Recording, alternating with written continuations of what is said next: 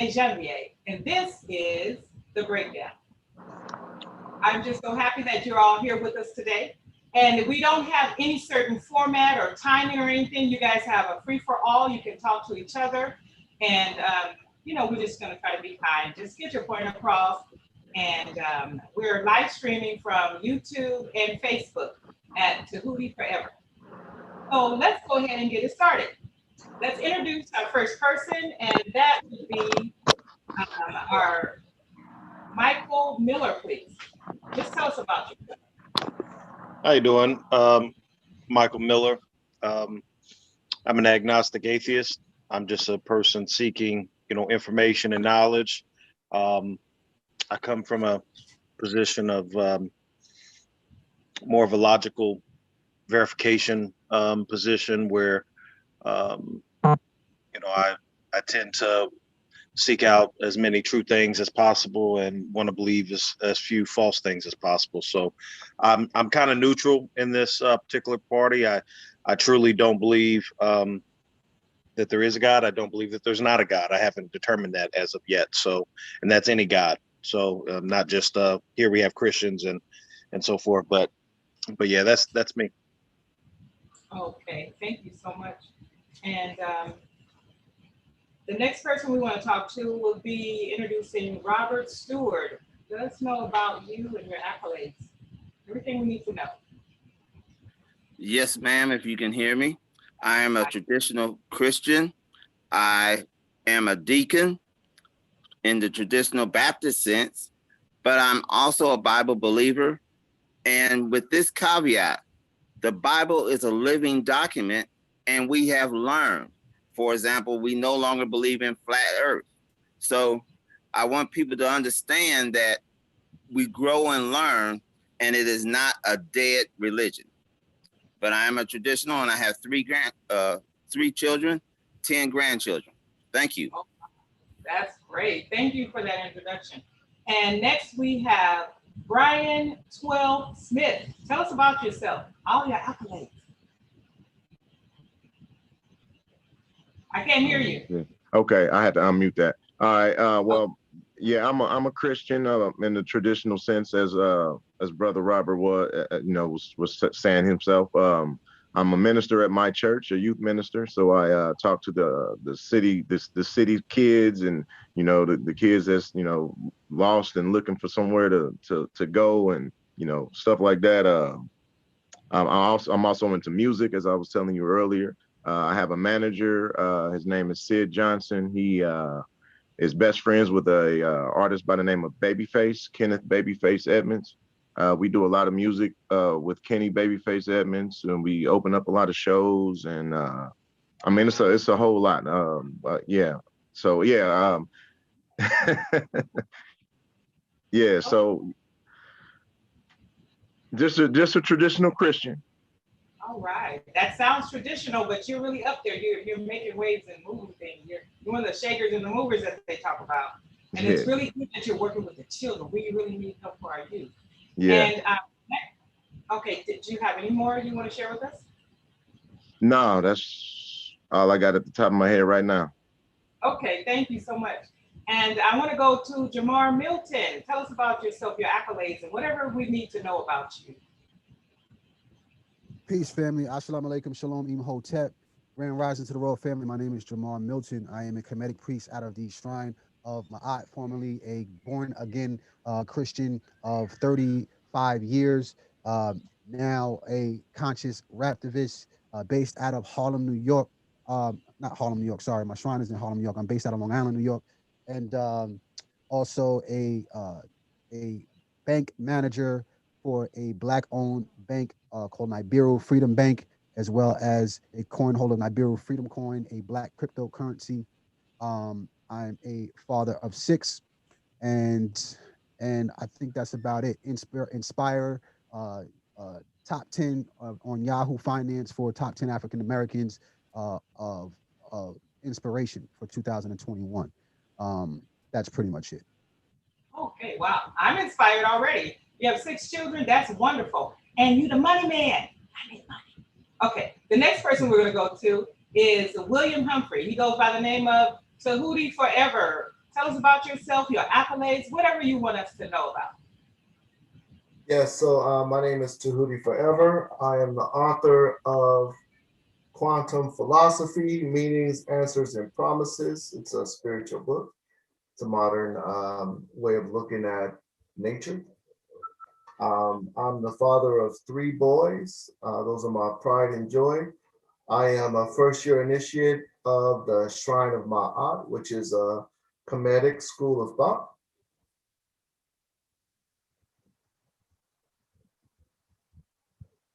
Okay, is there more? Okay, so let's go ahead and get it started. I just have one question I'd like to ask, and I'm pretty sure more will pop up. And the first question I'd like to ask, anybody can answer, and you guys take your time to talk, get your thoughts out. Because everybody that's watching here, you have the power to impact their lives and make a positive effect on them. So the first question I have is, did Christendom come from kemet? Did Christendom come from kemet? Say Christendom? Did it come? I would like to take that, Brother Bryant, if I may. Yeah, go ahead. Okay, Christendom actually arises from the belief in Christ arising back from the dead. So it actually comes out of the religion of Judaism. Yes. It has no other root outside of Judaism. Now, Christendom also has a strictly centered on Jesus Christ and all that he did for us. It has no other branches in any other history from Zoroastrianism, Hinduism, Egyptology, Kemet, the spirit world of the Native Americans, the Incas, the Aztecs. None of those have any branches into Christianity whatsoever. And Judaism, as far as I can determine, has no other branches as well.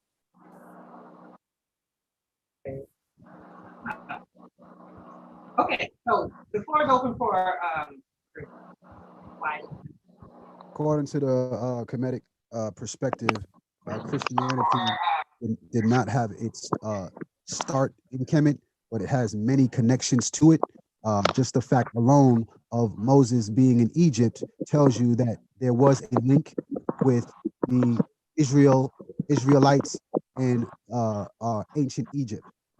To say that there's no links whatsoever would be false, because that would be an impossibility in those times, considering there was no separation of church and state during that time. So if you were living in Africa, you had to abide by those rules, including if you were a Jesus living in those times, you would be abiding by those rules of who the creator or who the deity was at that time.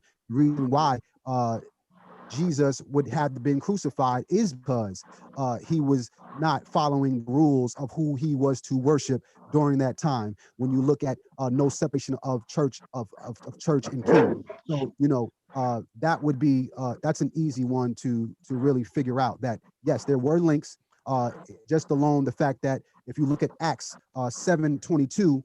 It says Moses was educated in all the wisdom of the Egyptians and was mighty in good deeds. So it tells you there that everything that Moses learned, he learned from out of Egypt, and he was wise in all of his ways because of it. So to say that, as a descendant of Moses, people of the children of Israel say that they are, to say that they did not take from out of Egypt would be a bold-faced lie, and the Bible automatically tells you that was untrue. Okay. Did Moses? I got a question. Yeah. This will kind of help me out a little bit. If I could find out which is the oldest, do you know if Kemet is older than Christendom or Christendom is older than Kemet? Who knows? So Well, the ancient Kemites, Kemet would be the older religion. It's not a religion, but Christianity, because Christianity doesn't start until when you go from AD to BC, because that's before BC Common Era, after Common Era. So Kemet is actually older. However, when you talk about the oldest religion, since Kemet had been stopped being practiced for over 3,000 years. It actually just started back up in the 1960s. So if you're talking about this version of kemet, which the brother is ascribing to, it would be younger. If you're talking about the ancient kemet, it started at an older time. It didn't last as long because, well, excuse me, it lasted longer because it lasted for approximately 5,000 years, at least that I can see, from ancient time to ancient time. However, at the time of Moses, it was not being practiced. Okay, when you said ancient time, that makes me think about how Moses was supposed to have gotten a tablet written by God in the finger of God, and everyone was afraid to say God's name because of that. And they didn't say that for hundreds of years. So how do we know now what God's name is? It's kind of comparing to kemet being so old and they stopped it and now they brought it back. So about that, what do you have to say about let me get one thing straight about kemet. Is that we're talking, hold on, brother. Kemet hold on. Was overthrown, or Egypt was overthrown. Just because Moses was raised or learned in Egypt's wisdom, he overthrew that and left. So everything about Judaism is new. It's not based on the Egypt because he overthrew that. He threw that away. And I really want to make that point. But brother from Kemet has wishes to speak. Yeah, he's been trying to speak for some time. Yeah, so it's important to establish before we go further into rhetoric that ancient Kemet is not a religion. So trying to say that ancient Kemet was ancient Kemet before Christianism, or however you worded it, you're trying to compare apples and oranges, because ancient Kemites is a nationality. It's not a religion. The religious practice would be African spirituality. You see what I'm saying? Ancient Kemites practiced African spirituality, which was all over not only the continent, but also in the Americas, also in the South Americas. African spirituality was practiced all over the world, in Asia, Australia, So when people look at ancient Kemites as if like this is a religion, they don't understand that religion would not exist had it not been for African spirituality. It gave birth to religion. The reason why people created religions is so that they didn't stray from the African principles. You understand? So trying to compare them would be a misnomer. So to say that, oh yeah, they stopped it would be impossible, because you would have to kill every African person on the planet to stop it from being practiced, because it wasn't something that was only practiced in Kemet. African spirituality was throughout the entire world. So we have to make that very clear. Yes, I would concede that the brother is correct about African spirituality and with nature. And then, of course, the Native Americans did nature. But I respectfully need to ask him, well, which one do you follow? Because the Ghanaians follow the turtle being the backbone of the earth. The Native Americans went with the bear.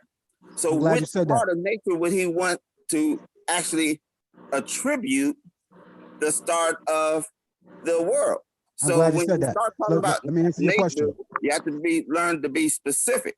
I'm specific. I'm glad I'm very specific. I'm very specific on what I'm talking about. So I'm glad you asked that question. What African spirituality is, you have to understand what African spirituality is. It is a mythological and symbolic, ritualistic tradition. So when you look at the principles of the Native Americans in America, when you see them with their powwows and they're wearing their wings, they are mimicking ancient African principles of Ma'at, wearing her wings.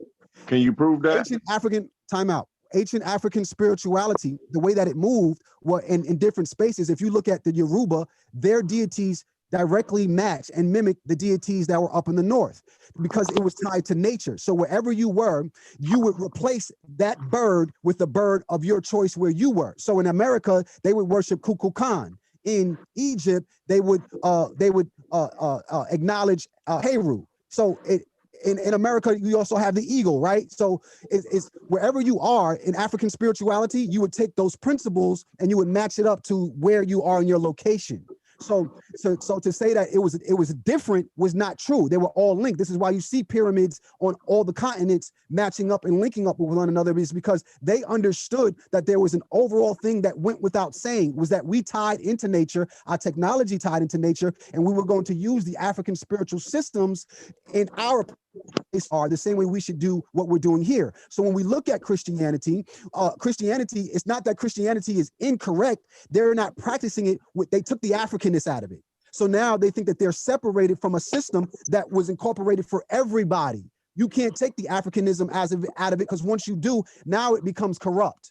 Because now you aren't actually tied into nature and realizing that it's okay for you. It's okay for you to look at Jesus as yourself, because that's what Jesus was supposed to be. Jesus was supposed to be Heru. Heru was supposed to be any other of the deities that you wanted to be at that moment in time to reach your higher self. So that's what African spirituality stands on. That's how religions were created in general. That's historical fact. I disagree, for the simple fact of, brother, can you tell me what's the oldest written document from Kemet? The oldest book in the world is well, I would say the oldest book in the world, the oldest document from Kemet. The oldest document is you're going to find the Narma palette, where you find the Scorpion King. So does this predate the two lands, the Narma palette? Does this predate the pyramid text? Does it predate the pyramid text? Absolutely, yes. Okay, well, the pyramid text is the oldest document that archaeologists have claimed to find. The pyramid text is not a document. It's writings on the walls. That's why it's called the pyramid text. It's documented. If it's written, it's documented. Hold on, brother. We have artifacts that predate the pyramids. So in order to have the pyramid text as the oldest document, that wouldn't even make sense, because we have many documents that are older than. Who's talking? What is that? I don't know what that is. We have many documents that are. Somebody's got to turn off the show that you got playing in the background, whoever that is.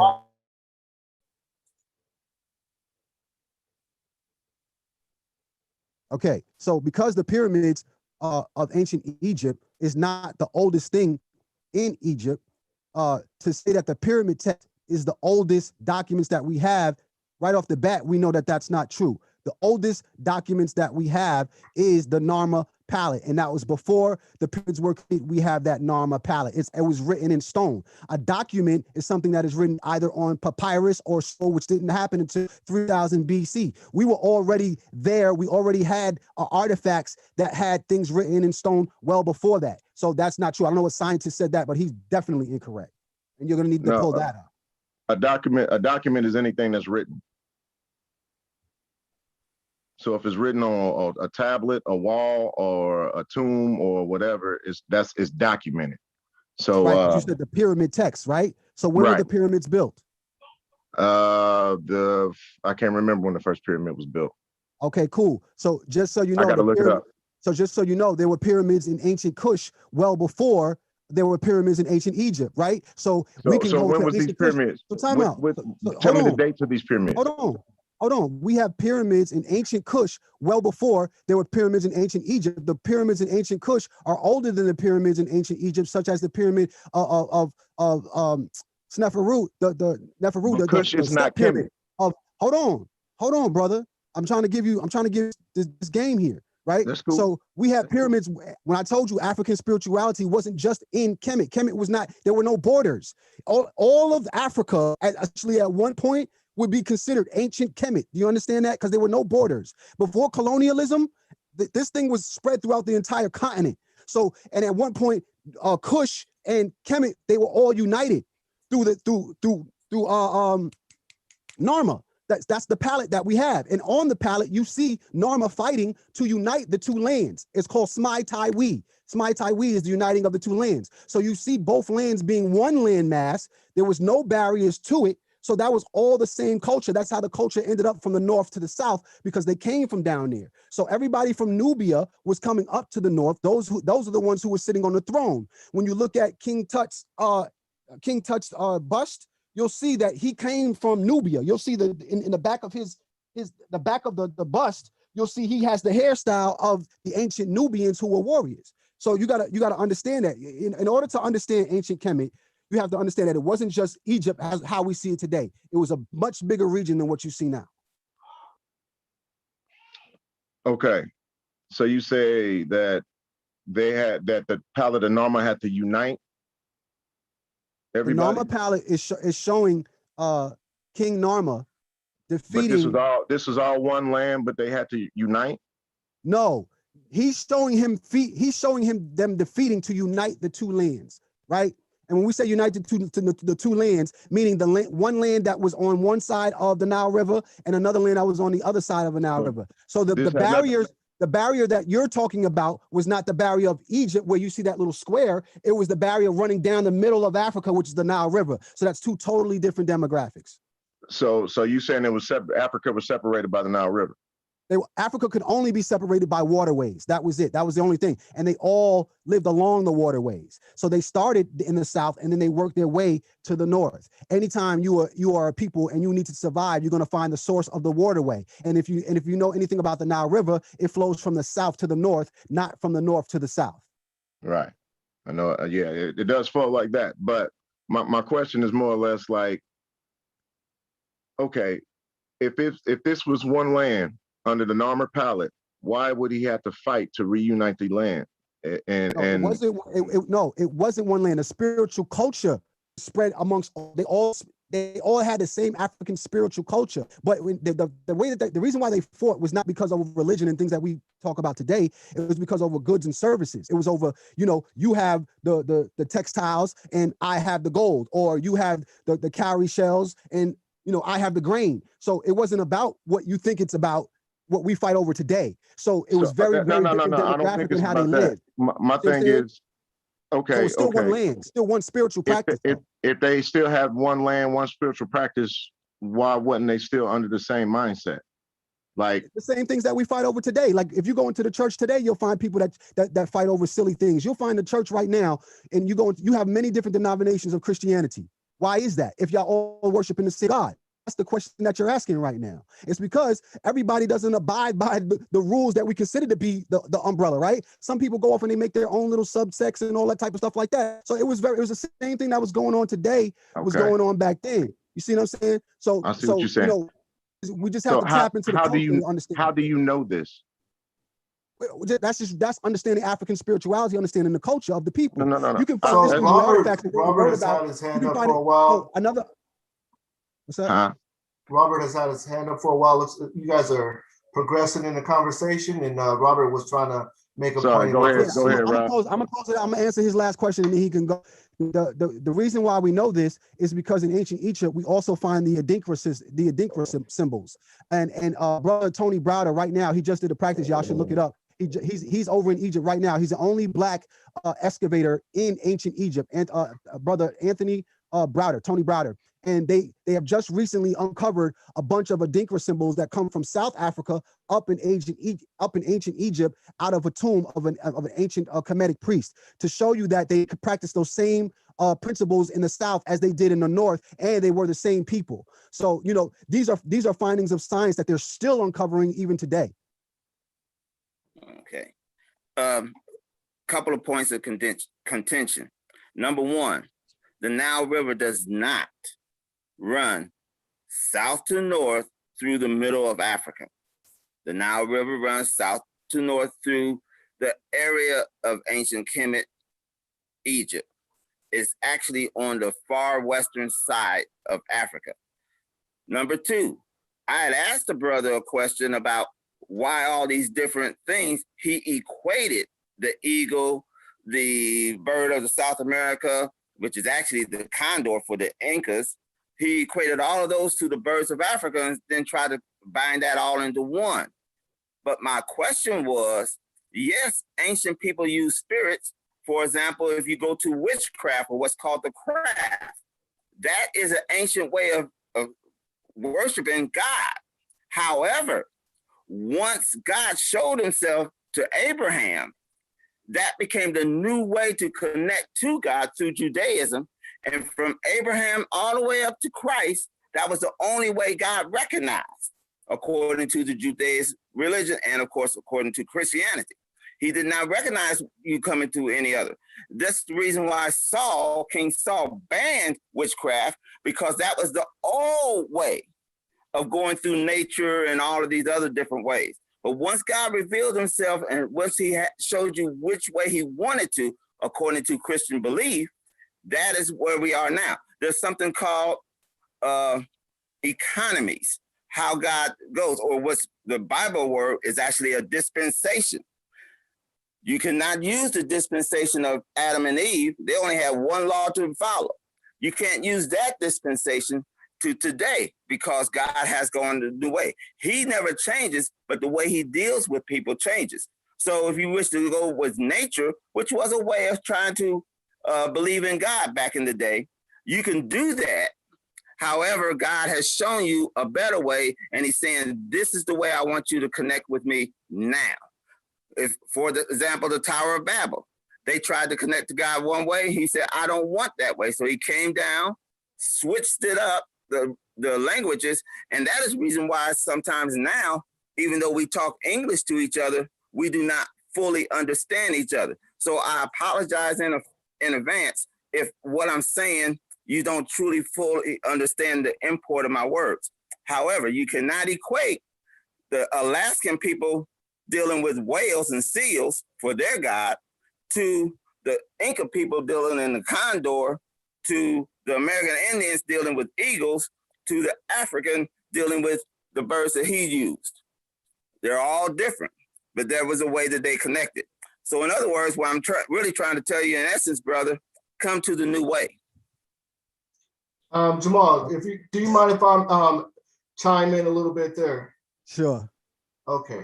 So the question was, what's older, Christianity or kemet? Jamal was explaining something that's pretty simple. It's not about God or worship of God. That's incorrect. And when I say it's not about God, you have to understand, I'm not fighting against the word. I'm not fighting against the definition. I'm not saying any of that stuff. The concept, what God is, that concept is a newer concept, right?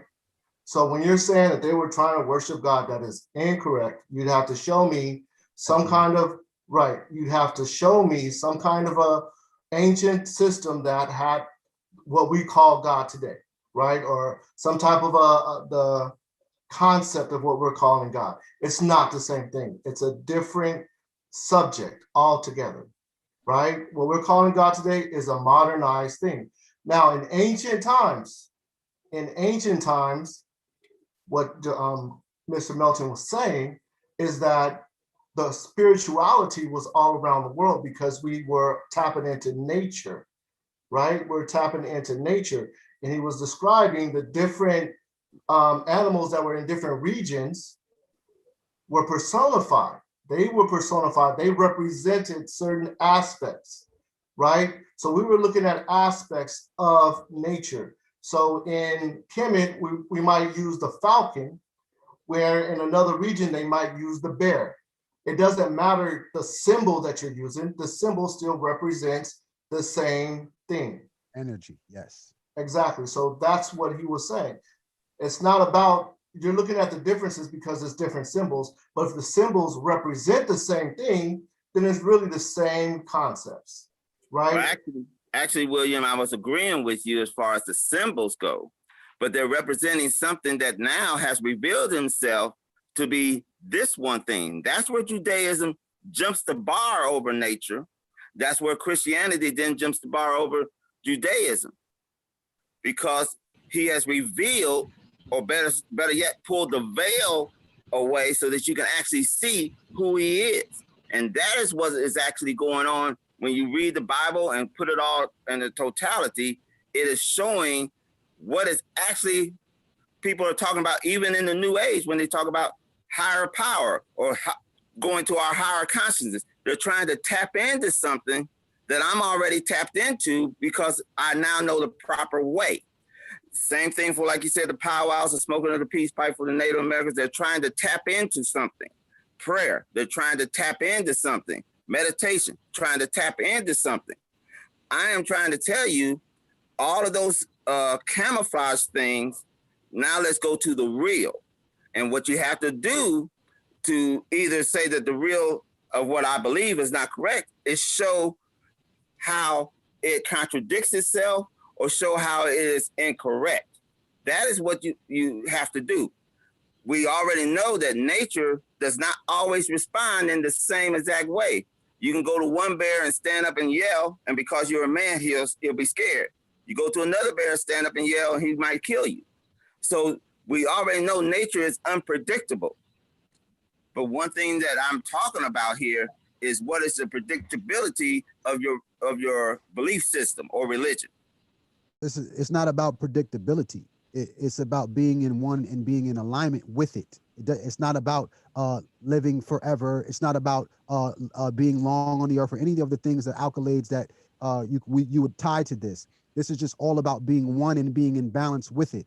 It's you say that animals are unpredictable and things of that nature. If you know the nature of an animal, you know that bird flies south every winter. You study the cycles and the nature of that bird, you know what it does. So if I take that bird and I put it on the head of a human being, you would, in ancient Africa, we would interpret that as this is a person who goes south.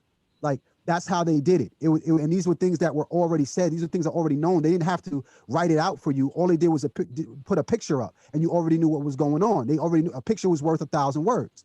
So the reason why you even have letters today is because of the glyphs that came out of ancient Egypt. The whole entire letter system. The Greeks, they learned from us. Moses learned from us. These were the only schools on the planet. You had to deal with Timbuktu. You couldn't learn anything about the sciences. Even when you deal with Jesus disappeared for several years in the biblical text. Where did he go? I'll tell you where he went. Anybody that disappeared and came back, they ended up going to Egypt to learn something because we had the schools in Africa. So you can't exclude Africa. You can't exclude the principles that Africa taught and make it seem like that God just came down and gave them this knowledge. If you look at the 10 Commandments, right? And you look at those principles and you say, okay, if we look at all 10 commandments, you mean to tell me that was the first time these people heard this? No, those principles were already written in stone for tens of thousands of years. So to say that your God is the one that created it and gave him this word, that's a bold-faced lie because we already had it and we got the artifacts to prove it. To say that the people came in, to say that the people came in and they conquered Egypt, that's a lie too, because the ancient Israel didn't conquer Egypt. They fled Egypt. So that's a misnomer right there when you said that. So let's be real. We came in and we gave them shelter, and then when they came out of Egypt, they were fleeing Egypt, and God did not destroy King Ramses. Ramses was buried in his tomb like every other king in prestige. He wasn't somebody that was considered to be evil. Even in Egypt, he was. Brother, stop talking over me. Brother, hold on, and I have to stop you. Hold on, brother. I need you to use discipline. I need you to use discipline, all right? I need you to use some discipline. I had a point of contention about Timbuktu. My brother, I'm gonna need you to use this. Hold on, brother. Hold on, bro. Yo, can you mute this brother, please, so I can finish my statement? Because I don't really like talking over no grown man. You know what I'm saying? I don't like talking over no grown man. I'm gonna need you to slow your roll and let me finish my statement. Yeah, we're gonna only speak one person at a time, please. That way we can get our points across. Yeah. Everyone is gonna have time to speak. This is a more close-knit group, so we'll all be able to get our points across, but we just can't overtalk each other. That's all. Thank you. So, to say that they came in and they conquered Egypt, you got to watch your wordplay, because I'm listening to everything that he's saying, because they didn't come and conquer nothing. You can't say in one instance that they were slaves and then going to tell me that they conquered. No, either they were slaves or they conquered, because those people left out of Egypt. They fled out of Egypt. Okay. And they did not build no pyramids. And our king was buried royally like every other king, because I know the nature of the African people. When you bury a king, you put his name above his shin. If he was buried in somebody that was immoral, they wouldn't have put his name there. So this is how we even know who the king is. I have the CAT scans of every royal pharaoh right here. And he did not die from water poisoning. He was not drowned. No way, shape, form, or fashion did any of the things that they said happened to this king happen. So now we have to re-examine the story, because we have the artifacts, we have the DNA. So where did you get your story from? And how in the hell are you still living with that today and not know that these things exist in 2021? And then tell me that this is the new way. No, brother, you need to tap in and start really studying the other side of the story so you could be a fair judge. If you were a defendant in a court and the plaintiff came out with a story and the judge didn't hear your side of the story and made his decision, you would say that was an unfair trial. You see, and that's the same thing with this. So don't sit here and tell me that them people came in there and conquered anything when all we did was help them. Don't do that.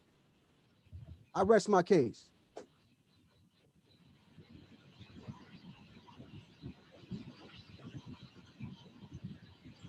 He's muted. He's talking, Robert. Okay, never said that they conquered anything. So that contention you can just drop because we never said that. Number two, and I'm gonna stop with this one because a lot of people need to speak. You mentioned Timbuktu, but you mentioned people going to Timbuktu. Do you know that until 1870, which is relatively modern for all the times we're talking, nobody outside of Africa went to Timbuktu. It was a closely guarded secret. Matter of fact, that's the reason why they have the thing, let's go to Timbuktu the same, because nobody knew how to get there. It was a closely guarded secret. So you can't say that the people came to Timbuktu to learn when they could not, by law, get there. The Jews never went to nobody else for any of their writings. Moses, I said, overthrew the wisdom that he learned. Now, understand what I did say. He overthrew the wisdom that he learned in Egypt.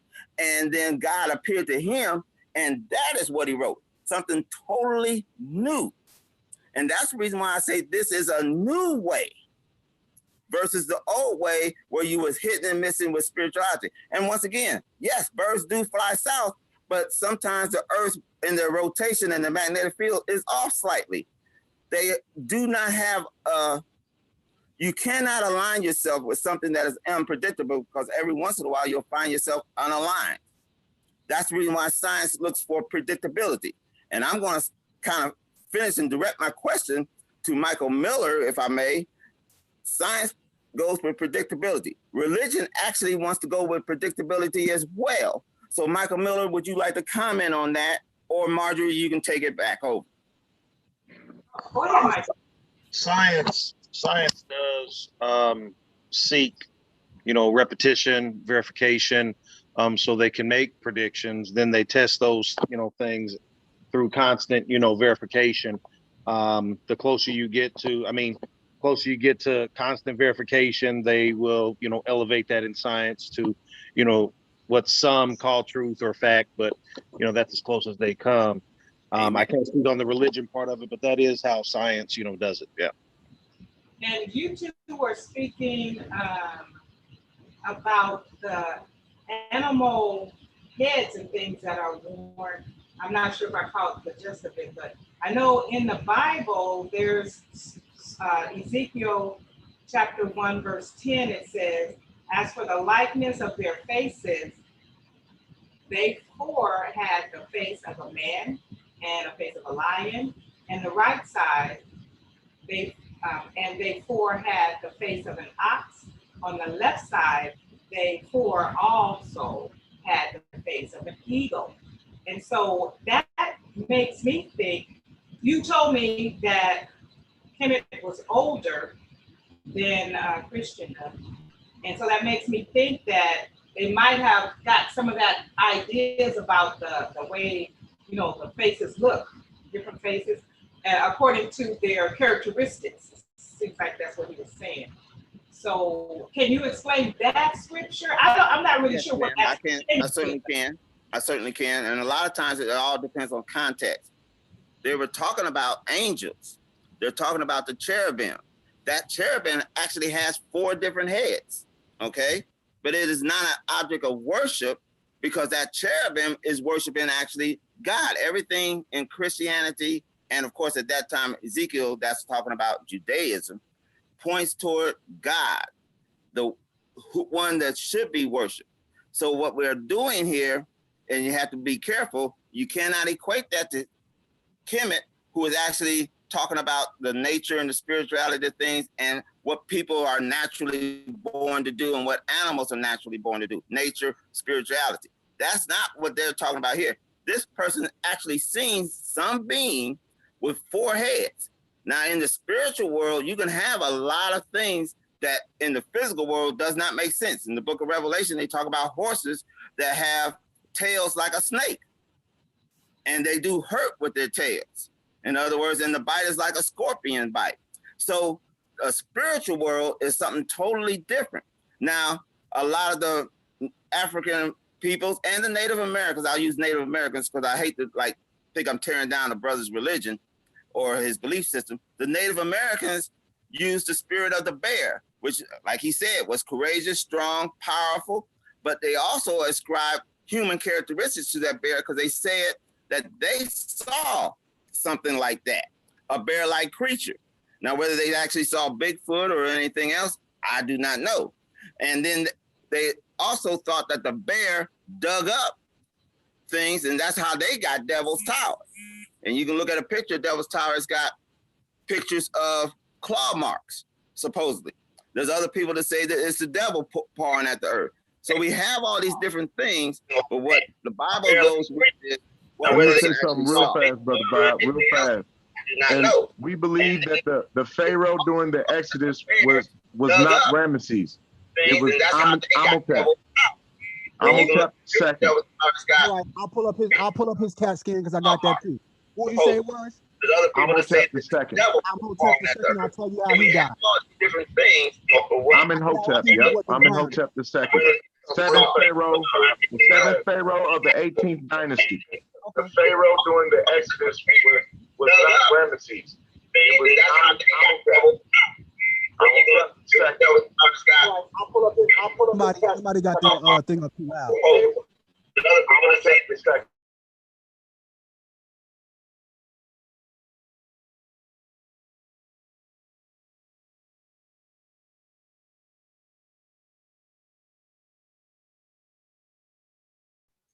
Okay, so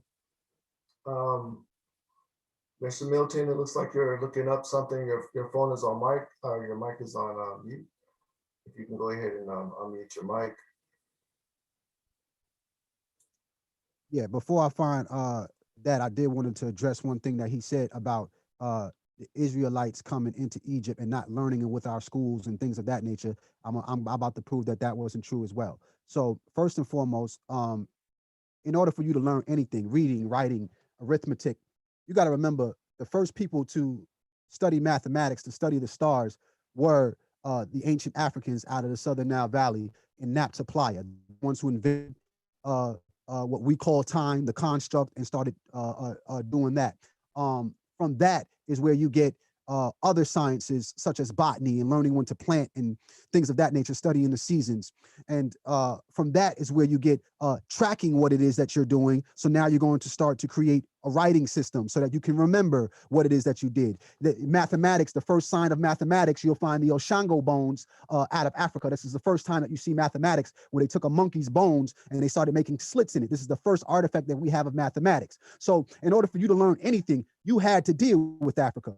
So now I'm going to show you where the Israelites, not only, because first, let me backtrack before I even go there. In order for you to learn with us, you had to be studying for decades. Everybody didn't learn to read and write. The same way when we came to America, everybody didn't learn how to read and write.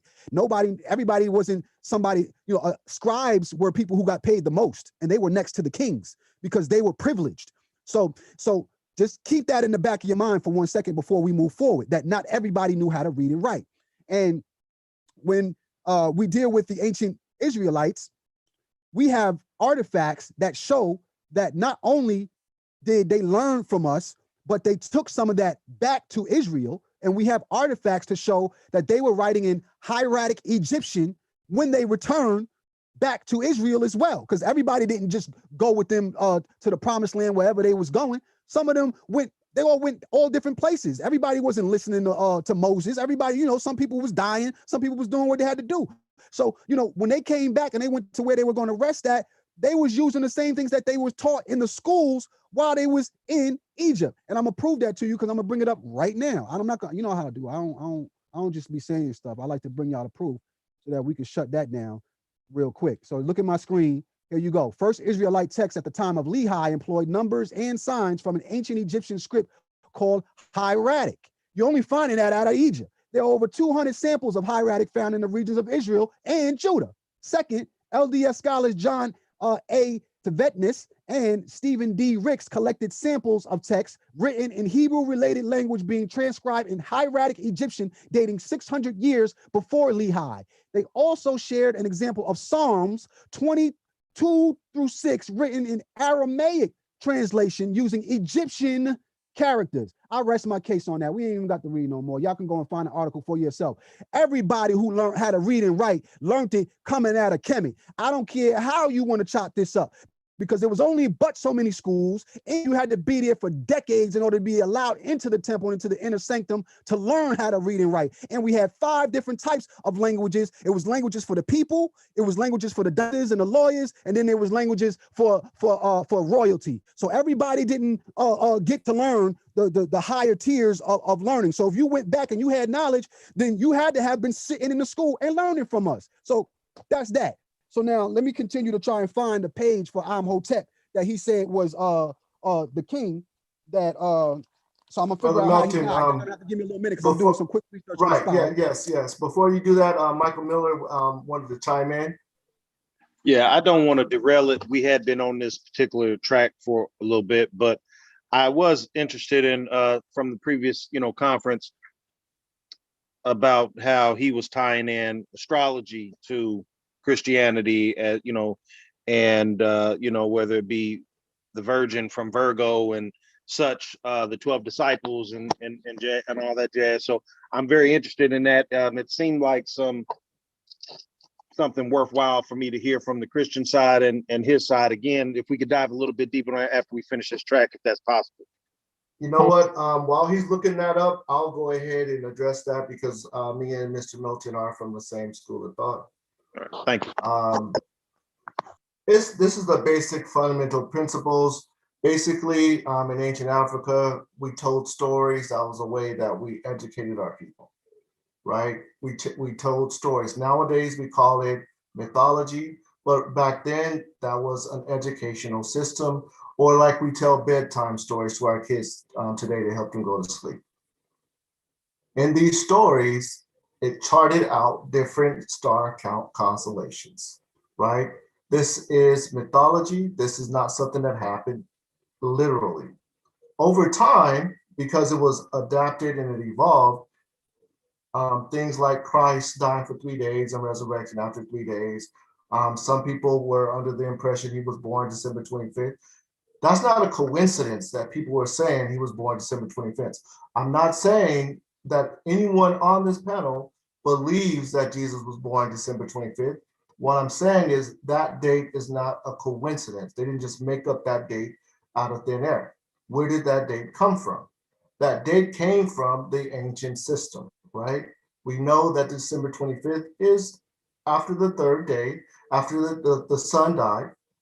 So the sun had been there for 3 days and it resurrected, or it moves again on December 25th. We covered that in our last conference. So again, this right here is the mythological version of y'all literal Jesus. It's actually this here. This is the mythological version of your literal Jesus. His name is Haru. His mother went by Mary. He was born December 25th. And the actual story, if we're going to be completely direct, the story of Mary that you find in the Bible talks about how Mary had to take her son into safety and how she was looking in different places and she couldn't find a place to rest as she was trying to avoid the king. That same exact story is the story of Haru. His mother, Mary, now we call her Ost, East, Aset. So the ancient Egyptians, the Kemites, didn't use vowels. So the name is rendered in different ways. The ST is rendered.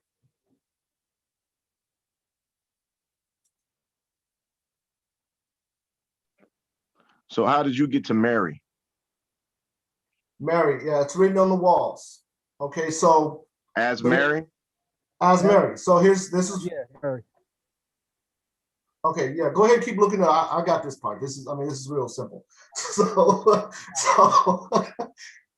myrrh, it means love, and the I on the end of it, because you see it Marie on the walls, was a representation of Ost and her sister as well. They were the two Marys, right? And it means doubly loved, but we called them Mary. It was a title that we called onto them, right? It wasn't a name per se, but it was a title that we called them, and we called them the Virgin Mary. So this is, and you can see that on the walls as well. So Where's this? Where at on what walls? What pyramid? What tomb? I don't actually have that information in front of me right now, but I am giving just a general story. It is there. I'd have to look it up and find it for you, but I'm gonna look it up. Go ahead. Michael. Yeah, so to be honest, I mean, just understanding it goes back to like a fundamental just understanding of how humanity and information works. For me, that's an easy connect. I'm not saying what is true or false. I'm saying it's compelling because it does fit the narrative of how information over time changes slightly or evolves, as he said. And I'm just curious from Tehuti, if you actually knowing this or believing this, you do subscribe to the biblical narrative as just not actually existing in that way. This is all just a continuation from the previous metaphors that were used, correct? So there's different ways of looking at that information. When you say, do I subscribe to it, as in, do I have faith and I believe that it happened? I believe it was mythology. I believe it was a teaching tool. I don't believe it actually occurred in history. What I mean is you don't believe that a Mary that gave up, you don't believe that what's described in the Bible actually occurred, obviously, because you don't hold that as true. What I'm saying is you hold that as a continuation or evolution of what you're stating was a metaphorical, system, so to speak. Well, when you say, just so I understand, and maybe people, is watching, if they understand fully, is that what you're saying? I wouldn't use the word continuation because it sounds like it's a uniform. I would say manipulation because it has actually changed in its meaning. Okay. I got you. If I may, first of all, I'm not finding anything on the walls that states anything about Virgin Mary. Second, you said something I wanted to address. I'm trying to think of what it was you said. I can't remember. Well, Brian, let me ask you this, Brian, real quick. Do you? Okay. You don't. I'm not saying this holds true to your belief, but in general, you do understand how information can evolve and change and be. I mean, manipulate is, kind of asserts intent. I'm not putting that way. I just say evolve to where information slightly changes over time, and then you can end up with something totally different. I mean, we do this through just present day telephone game, right? I mean, I'm not saying this is your belief. I'm saying you can see how that. I do see how information changes and evolves, and stories and stuff can evolve and things like that. I mean, like, look how many times they made the Ninja Turtles. You know what I'm saying? The stories evolve. Look how many times they made the Avengers, and you know what I mean? From the comic book, the stories evolve. Yes, that is true. But what I'm saying is, when the biblical texts come into play, these are specific times, specific locations, specific names. When they mentioned John the Baptist, who was a cousin of Jesus Christ, he was his cousin who was killed by an emperor named Herod. All right, Herod was actually known in Roman documentation. So this was like not some mythological figure. This was not, and the people that are involved in the biblical text and outside in Roman texts, Ethiopian texts, other writings about other people, all involved telling the same stories, same locations, same time frames. So it's not a mythological. We can tell that this story wasn't an evolved story because these people were saying, I am an eyewitness to this. I seen this. I was there. And then we can find artifacts relating to those people who were saying that they were there at that time. So this is not a myth, and this is not something that has grown. And then second, I want to ask the Kemet brothers. They say that in Kemet there are no gods, but yet in the oldest text that is found, which is the pyramid text, claims different. Why does the oldest text found, which would date back to the early ancient Kemet, why does that differ from what you say today?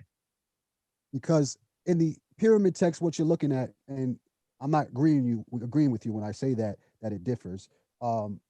What it says is neter. It uses the word NTR, like he said, no vowels.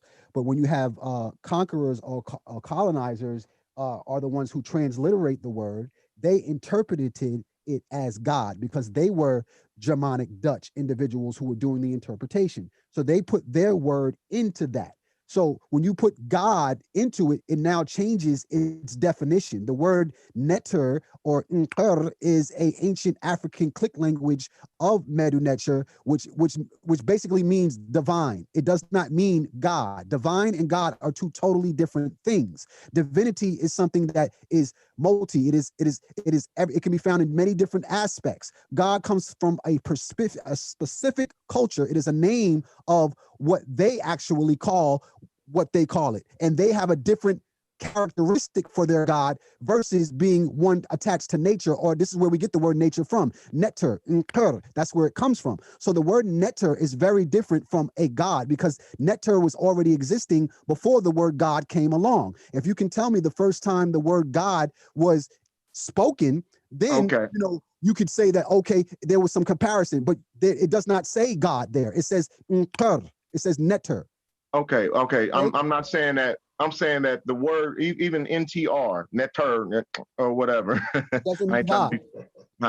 Okay, but it meant God to them, right? I mean, we say God. No. We say God referring to a divine being today. They said God referring to a divine being to them, but they said it in a different way. They might not have said the word God, but they said it in a different way. God, we don't look at the divine in the same aspect as they do, with the same lens as they do. So when you put it in the same box and compare them, it's two totally different things. When we look at the inter, there's all different inters. There's many of them. For every principle in the world, there's a neter, right? When you deal with God, God is God. He's just God. It's not 10,000 gods that you deal with. You say it's one and true living God, and that's it. With us, there's many neters. There's all different ones, and they aspect in many different ways. They're not all the same. You see, so when you see the word neter, you have to make sure when you see the word neter and you incorporate that with the same definition as the word God, that couldn't be any further from the truth.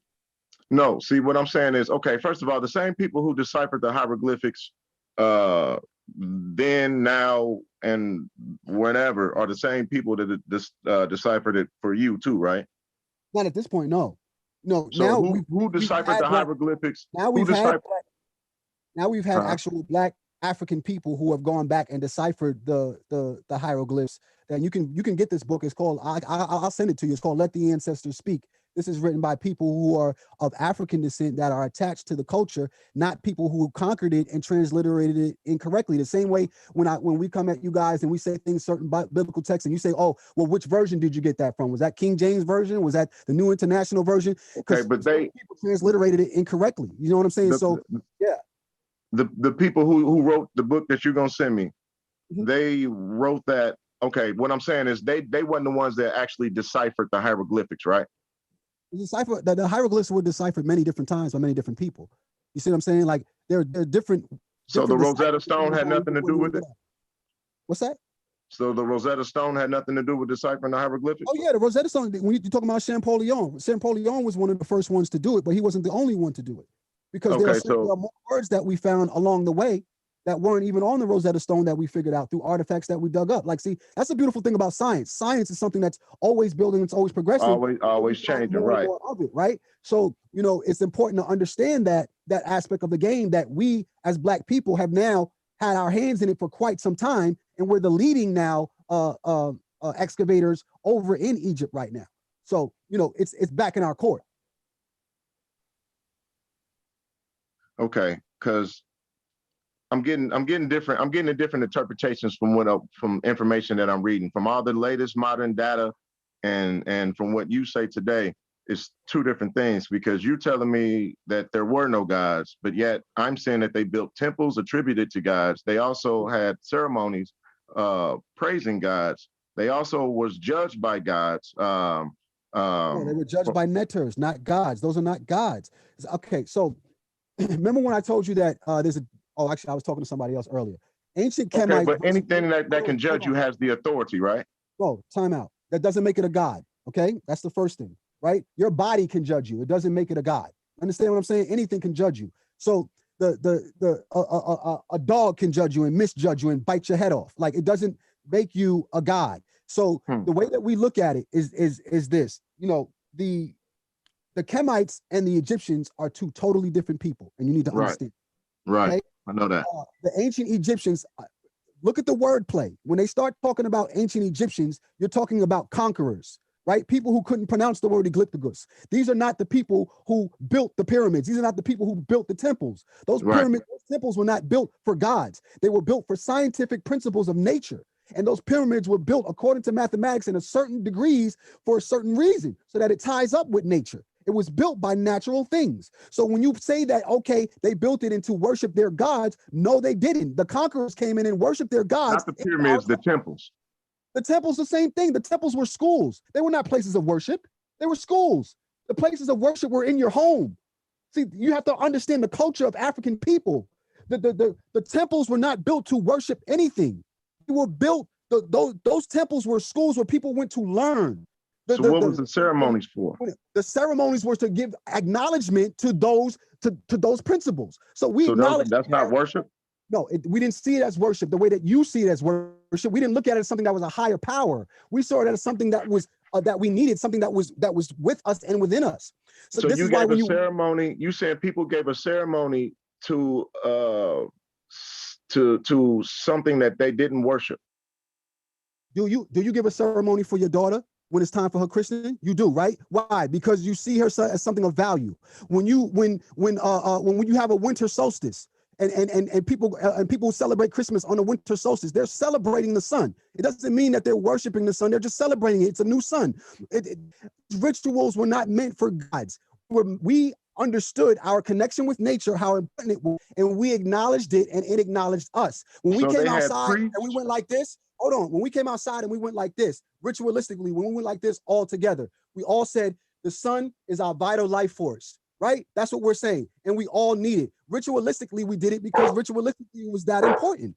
And that's why religion was created, so that we would never forget that we would always understand that you will die if you don't have the sun. You will die if you don't have water. You will die if you don't have air. These are important principles that you should acknowledge. We're 72% water. If you don't take the time to acknowledge and take care of water, bro, we all die. So, you see what I'm saying? It's the principles of science more than anything. What was the purpose of a priest? The priest was a teacher. Look at a priest as not somebody like you see today, a pastor. The priests weren't pastors. They were teachers. They were scholars. They were people who were scribes, viziers to the throne, who understood how to read and write. That's who the priests were. So when people look at me and they say, oh yeah, you a priest, boom, boom, boom, they think I'm supposed to move like a pastor. No, I'm not your pastor. Don't get it twisted. Don't bring the religious rhetoric over into African spirituality. We are teachers, so we are historians. Because there are hieroglyphs. There are hieroglyphs that state that the priests had to bring food and drink and offer it to the gods. That's not to gods. It was to netters. They weren't called gods. They were called netters, and the reason they were called netters. Priests and you have ceremonies where you have ceremonial offerings. You have ceremonial offerings, priests, and temples attributed to a certain thing, but yet you're saying that these weren't gods and this wasn't worship. They weren't gods. They weren't gods. So like the same way, right? If I gave you a apple or orange, right? Mm-hmm. And let's say you're a farmer, you're going to ritualistically, every time you get an apple or an orange, you're going to take a couple of seeds out, put them in a basket, and hold on to them so that you could give it back to the earth, right? Why would I do that? Now hold on. This is seasonal that you have to do this, right? And everybody has to do this together because we all together, right? So seasonally, we would say, just like we get together during the holidays and we say, it's time, we're going to take our harvest together and we're going to go and we're going to all together go into the field and we're going to plant it. This is before temples was even made. We were doing these rituals all together, playing the drums, boom, boom, boom. We whistle while we work. Doom, doom, doom, doom, doom, doom. We got our seeds, doom, doom, and we plant them in the ground. Now, does that mean that we worship the ground? Does that mean that we worship the seed? It means that we understand the principles of it and we created a ritual around it so that we could do it correctly. That's all it was. It was creating a system systematically, and we made it fun. We made culture. But this is saying that they brought food. It offered food and drink. You don't offer a seed, food and drink. When you acknowledge it in the same way that you acknowledge a human being, right? Because we looked at it the same way we looked at a kepper or a alligator. We always applied it in the way that we would do ourselves. So when we created the different statues, it would have the image of whatever it is that we saw, that of its nature, and we would say offer it the same offerings that because it offered us offerings. Let me how do you say thank you? How do you say thank you to air? How do you do that? How do you say thank you to fire? How do you say you to the aspect of water? Thank you, God. We created different images, right? You call it a god. We don't call it gods. We called it a nectar because we understood it was a scientific principle. And we looked at it as in that way, and we created images so that we understood, everybody collectively could say, oh, I know what he's doing. He's acknowledging this principle, and he's making sure that he's giving acknowledgement to this principle on a mass scale that we can understand. So all right, give me a moment to chime in really quick so I can touch on what we're talking about. Okay, so first off, the concept of God has evolved. It's changed into something totally different. So if the concept wasn't around, they couldn't have been doing it. That's point blank. That's a newer idea. Now, I know you guys hold on, let me finish. I haven't spoken in a while. All right, so we have to understand that kemet is a culture, it's a people. They do cultural things, right? And you're asking, why did they provide nourishment to what you think was a being? But we do the same type of things in our culture today, and we don't think that they're beings. So if we're looking at examples of our culture doing the same thing, and we understand that our culture is not trying to feed beings, and we see them doing the same thing, we have to understand that it's just an evolution of what they were doing back then. So give me an example of something today that we do. Like, give me an example of you offering food and drink to something that's not a being. So your question is, give him an example. Did you want to give an example of should I do this? Should I do this? Okay, so I might go out to the corner and I might see these guys go and buy some alcohol. And what are they going to do? They're going to pour out some liquor, right? They're going to pour out a little liquor. We already know that. They're not feeding anybody. They know they're not feeding anybody, but that's a libation. Exactly. It's a cultural thing. We understand that we're feeding into that energy. We're reminding ourselves of the people that we love. And we're saying that, you know what? I love you. I'm going to take care of you. That's what it is. And in reference to the Netaru, we understand that. I mean, here's the thing. We're debating something that's really silly because when we pour out a little liquor, we pouring out a little liquor to a being. This is what I'm saying. Hold on. Okay. They describe the Netaru over and over again. It's described so many times. That's why we're sitting here and say, hey, the evolution of the word, the translation of the word Netaru doesn't mean God because it's been described in so many different ways, right? Listen, here's the thing. In the Coming Forth by Day, what you guys call the Book of the Dead, the whole process, this is a thick book. The whole process, the ending of this book, you become a Sar, which is perfection, the perfect being. The process that you go through in the book is just to become the perfect being, which we call Asar. That's me. What am I pouring out some liquor to myself? No. When you see Haru. What I'm saying is when we pour out a little liquor, we're pouring out a little liquor to our dead homies. That was a being. That's not just pouring out to some mythological person or creature. Second, how long? Let me finish explaining. And second, you said something, man, and it slipped my mind that quick. Take your time. Huh? Take your time. Nah, but Okay, so let me go ahead. What did you say? I was gonna address that before you brought it up, as far as the difference between how we do it today and how we do it then. So what you're saying, what you're touching on is the idea that the Neteru are not real. No one has ever said the Neteru are not real, right? That ain't what I'm saying. We're not saying that. So we can, as long as we're talking about real things that we are addressing, we can address them through our culture. Mm-hmm. We're not saying that they're not real. What we're saying is that they're not physical beings, right?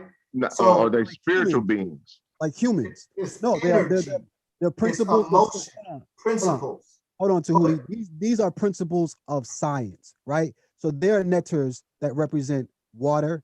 There are nectars that represent air. There are nectars that represent fire, sickness, health, love, all the aspects, things that are intangible sometimes. But there are nectars that represent that, right? Now, there are also nectars that represent the things that God is not, such as evil. There are nectars that represent that.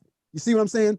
So to say that the nectar, to just replace the word nectar and put God there, you're wrong, because the nectar can no way in form or fashion be God. You see what I'm saying? Okay. So in that same sense, what is the nectar that will eat your head off if your heart weighs more than the feather? Okay, so you're looking at the alligator with the body of a hippo, right? And say that again. It's breaking up. You're looking at nectar in the judgment scene with the body of an alligator, right? Right. Hold on. I'm about to get it for you. Pull it up for you.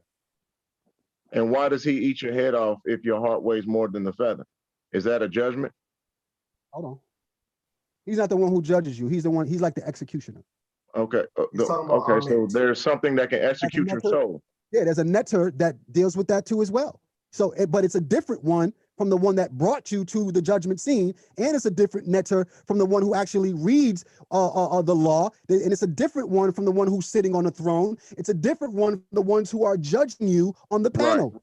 So right. You got the 40. You got the hall of judges. You got the hall of judges, right. And then.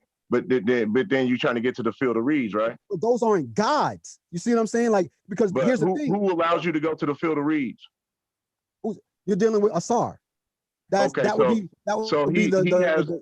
the determination of if you can make it into the field of reeds or not.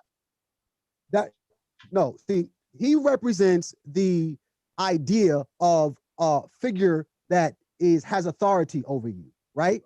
That's what Asar basically is. He's the one that sits on the throne. It's like no, just think about this. That doesn't make it a god. Just because it has authority over you doesn't make it a god. You understand what I'm saying? So, if it has authority over the destination of your soul. Time out. That doesn't make it a god. By your definition, you could call it a god, but we were here way longer than that. And we have things that are more powerful than that.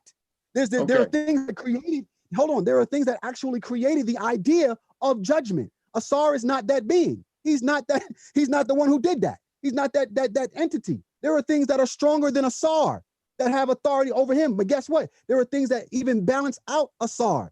There are female deities, female nectars. You see what I'm saying? So all of these things balance out one another according to what we call Tell me the equivalent to those all of those that balance out Asar in the underworld that can negotiate or depict where your soul goes. Where did they equivalent in nature? What do they equivalent in nature? Yeah, let me take this for a moment because So hold on. No, okay. So you're saying that every nectar is a part of nature. All right. Every nature is a part of, yeah, everything. Everything in this world is a part of nature. Okay, it's a part of nature. Okay. So you said that there is something that balances out the being, or I mean, I'm sorry, not being, but the netter that determines where your soul goes. If it either gets eaten off, your head gets eaten off by the alligator, or if you can make it into the field of reeds. You saying there's something stronger than that and balances that out. What is that equivalates in nature? What part of nature equivalates that? So here's the thing. It's not one thing. It's a balance of things, right? So every netter that we have has a consort or a wife that goes along with it. Or if it's a female netter. I'm not just talking about his wife. I'm not just talking about the female entity. I need you to understand, because when you're trying I don't think you understand my question, but go ahead. Hold on. Before we move there, you have to get rid of the Western thought, right? In order for you to understand what I'm saying, to listen, to understand, you have to remove your preconceived notions of what you think you know about your faith. You understand what I'm saying? The same way I had to do it for me to learn this. I had to be able to let that go for a second, right? So everything in nature has a consort. You have a consort as well. You have an opposite or a polar being to you, something that is of opposite to you. That would be your wife. Right? Everything up has down, left has right, in has out, right? So there's always an opposite energy. So when you say what is the being that has the higher power than that, it's not just one. It always comes in pairs, and there are things that judge that as well. It's a system. So nothing is more powerful than the other at any given point in time, because that would go against all the laws that we give you. Everything comes in binary. So the reason why they use a scale when it's time to judge is because it must weigh out. If it does not weigh out, then that means it's going against the law. These are the principles and the laws of physics. So the things that we're learning in ancient kemet are actually principles of science. When we say principles of nature, it goes even further, because now we're dealing with science. How does nature react? How does it respond to certain things? That's the study of it. That's science. So there's always something that's higher than it, or I should say a consort of it, or something that matches it out or balances it out. Does that make sense? So let me chime in. So I don't think so, because of, they're Christians. We have a background information on what we're talking about, and I'm in total agreement with what Mr. Melton said. I'm in total agreement. I don't think that what he said is something that you guys are receiving. So let me go ahead and reiterate and re-answer that same exact question. So you were asking, what is it that balances out a song, right? Because he stated that something set. Well, it doesn't really matter which netter we're talking about. We need to have a concept of what the netter are, right? Netter meaning multiple netter. We're talking about after death. So when we die, your life flashes in front of your eyes. That's the basic principle of what we're actually talking about, right? We're talking about the judgment scene. You look over your life, and as you look over your life, you're evaluating how you played out. If you did everything perfect, then you will have no sort of regrets, and you're okay. But then you'll remember, no one is perfect. Nobody is perfect. So you'll have certain regrets. So coming forth by day teaches you how to deal with those type of things. There are certain things that you can do to overcome those regrets. Hold on, let me finish, because while I'm explaining, you'll ask me a question that I would have explained already. My thoughts though, but go ahead. Okay, so what I'm saying, well, he's bringing it up, and that's fantastic.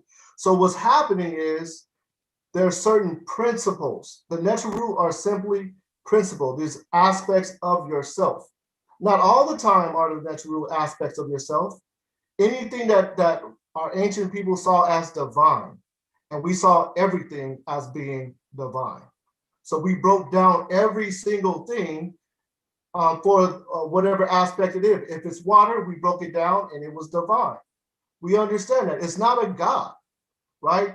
If I have a regret, there's an aspect, there's a neteru for regret. There's a neteru for things I've done wrong. There's a neteru for every single principle that makes up who I am.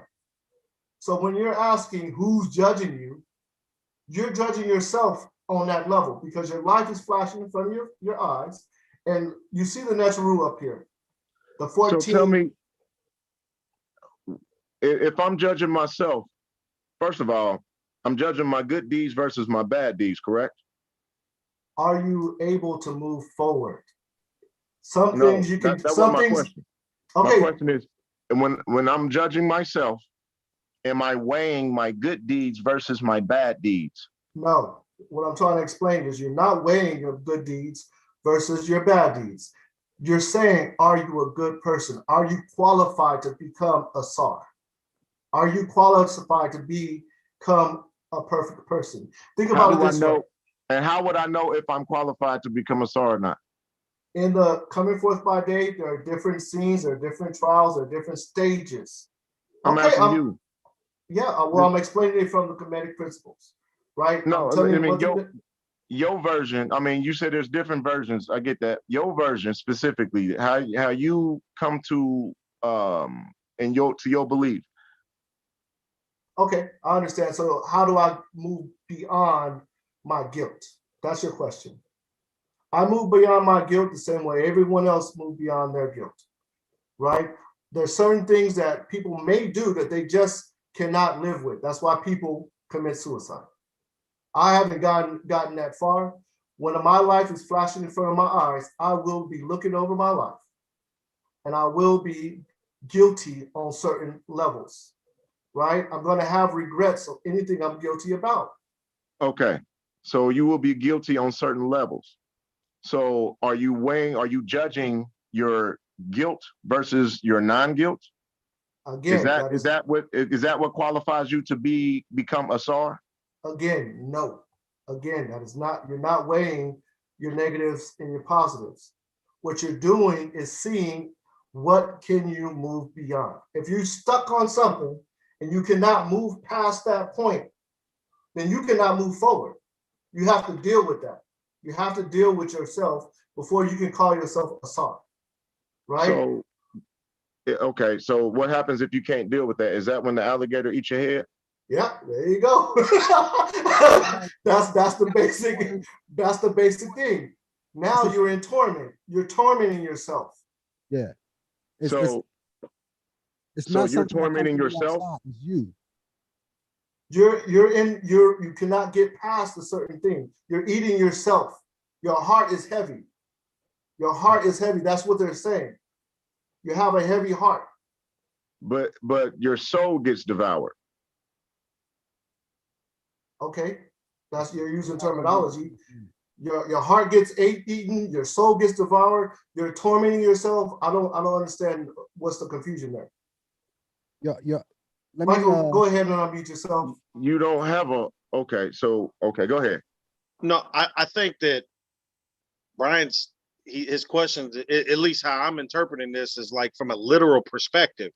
He's asking at what point is this, alligator head eating your soul or whatever. But I think the reality is he's more speaking, this has just happened within. Am I right? Yeah. So it's not like a literal man with the alligator head. These are all metaphors and based on principles. I understand it, whether I, agree with it, and it doesn't matter. I kind of understand what you're saying. But Brian, I think you may be taking it a little too literal when you're looking for these things. They're happening like an internal battle.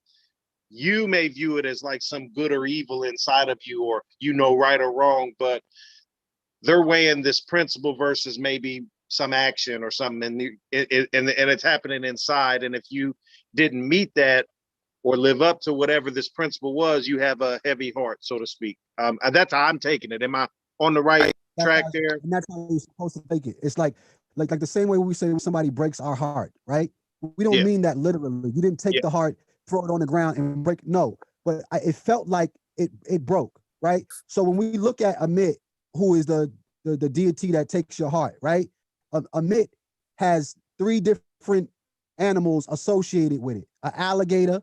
If you ever seen how an alligator eats, boom, it chomps that thing. You're pretty much done if an alligator gets hold of you, right? You're not getting out of its jaws. You see what I'm saying? A lion. You know how a lion pounces on its prey. It has the arms of a lion to pounce on you.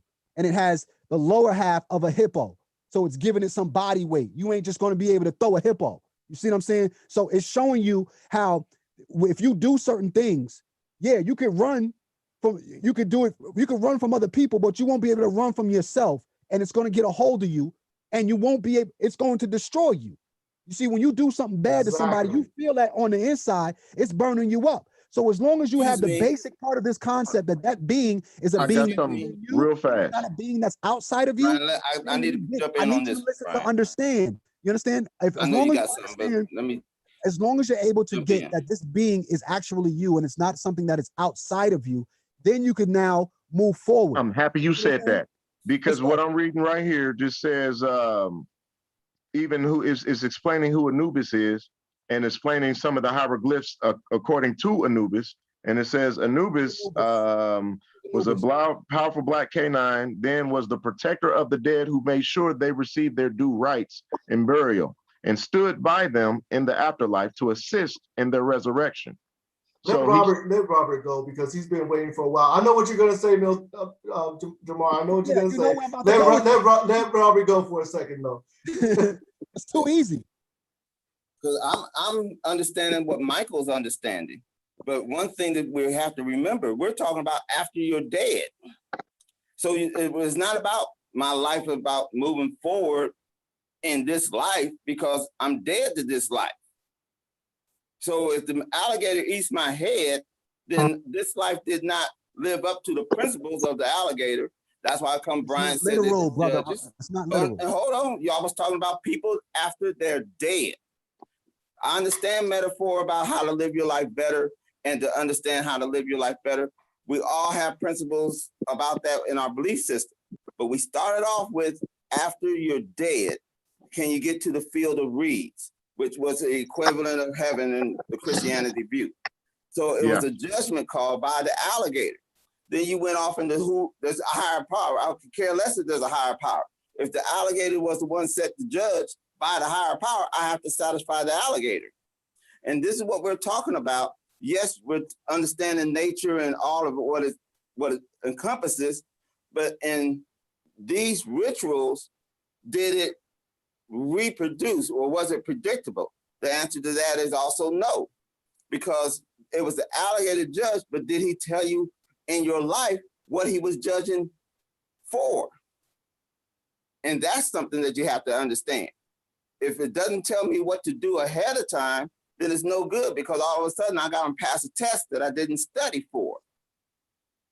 You have to be really, really careful and specific. This was an alligator that judged. I don't care about a higher power, because that's according to what you said to Brian.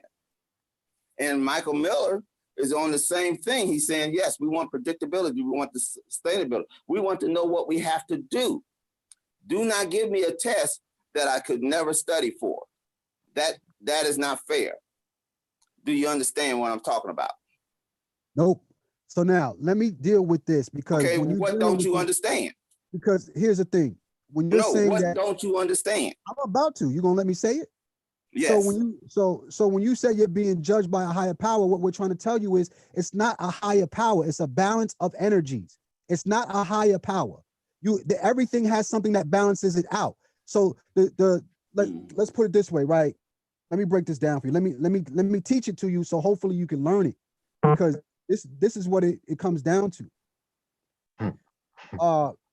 I'm gonna start before, because when you look at these texts, it wasn't just about when you die. It was also about when you go to bed. This was something that was going on every single day. Unfortunately, we only have the funerary texts to deal with, but during that time frame, this was things that they had to practice every single day. It wasn't just when you die. It wasn't just when your body was gone. It was also when you go to bed at night and what you dealt with during the day. So I'm gonna bring up something for you really quick so you can see it, so I can prove it to you. I don't like just saying stuff. So here we go. I was waiting. I want you to look at this text here. Okay, can you read the hieroglyphs to that, or are you just about to point out pictures? I'm gonna tell you what it says, because I want you to literally read the hieroglyphics to go to that. I don't want you to point to the pictures and then tell me a story that goes along that looks like what the pictures would say.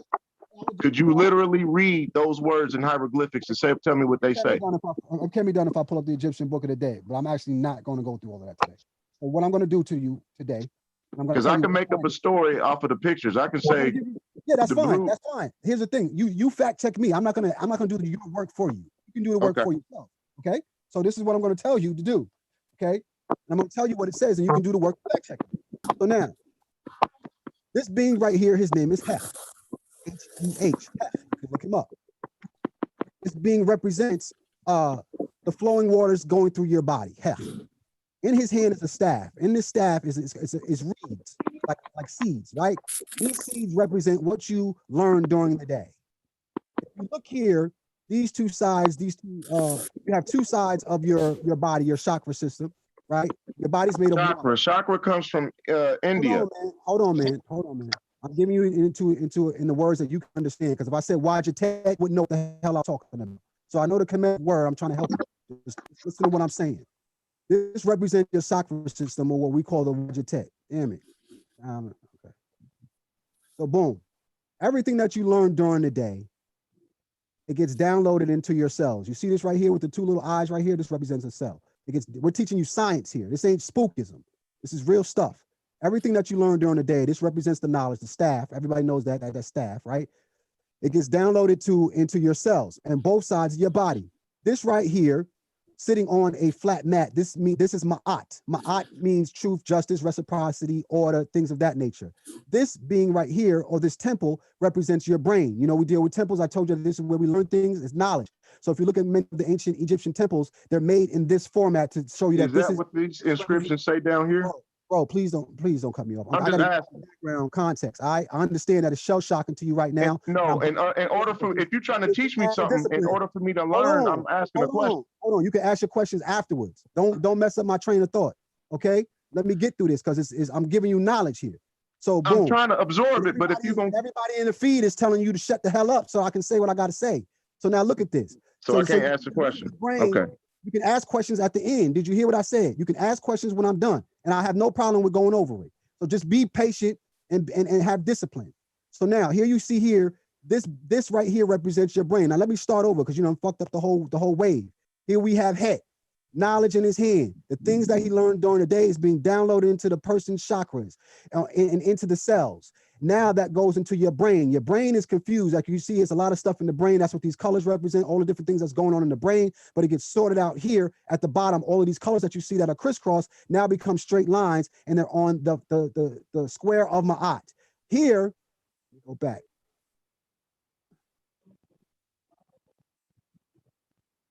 This is why it's important to just like stay focused and pay attention.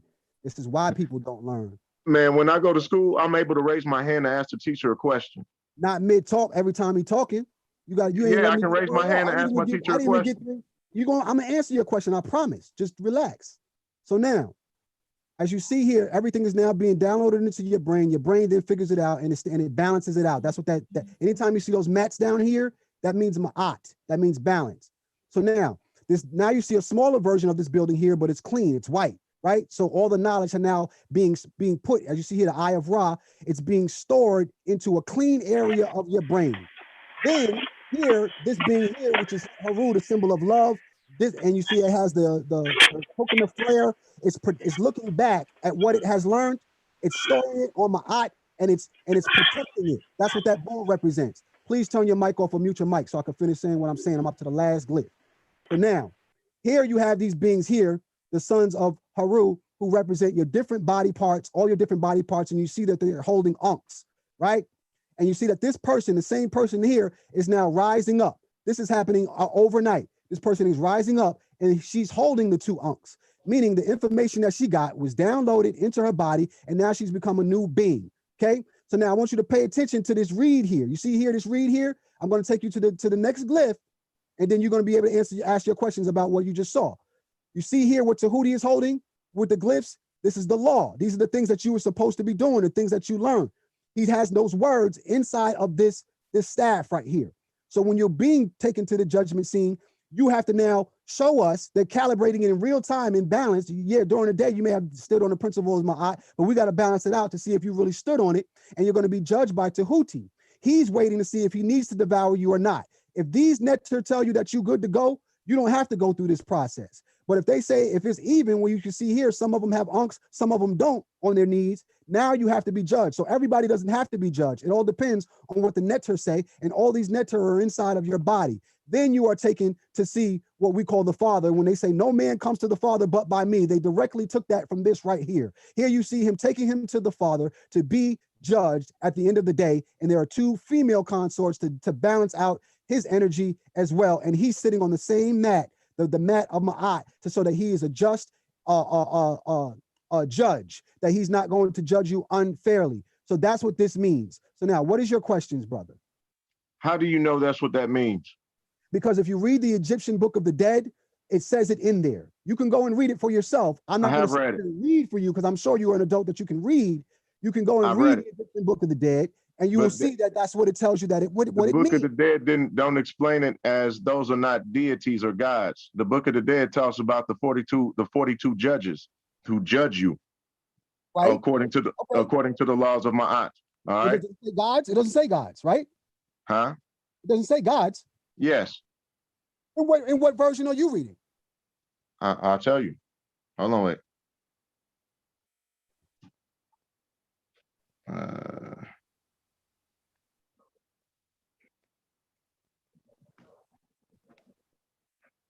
Because the glyph says netter. It doesn't say God.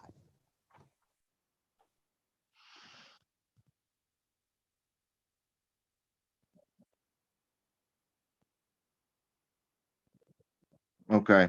Well, I just found something else about judgment. It was talking about Amet. Amet is the one who would devour you. And it says, according to the hieroglyphics, you will die a second death and completely be annihilated from existence.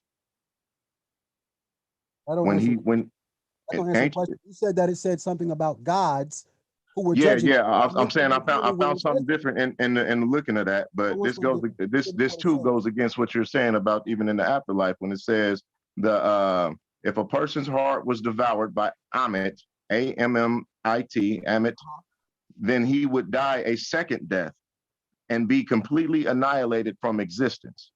Okay, yeah. How does that say something different? Because if I'm judging myself and I just get caught up on one part or faction of my life, that's not dying a second death and not being complete. That's how they interpreted it. They interpreted it as you killing yourself. It's not somebody else killing you. Okay, but that's not me. That's not me being a complete. That's okay. Let me finish. That's not me being completely annihilated from existence. Yeah, because you're talking in terms of the flesh. Now we're talking in terms of somebody who's actually dead, right? These are funerary texts. So this is a second death, right? So if I already died once. The first time you already died once. So now we're talking the afterlife.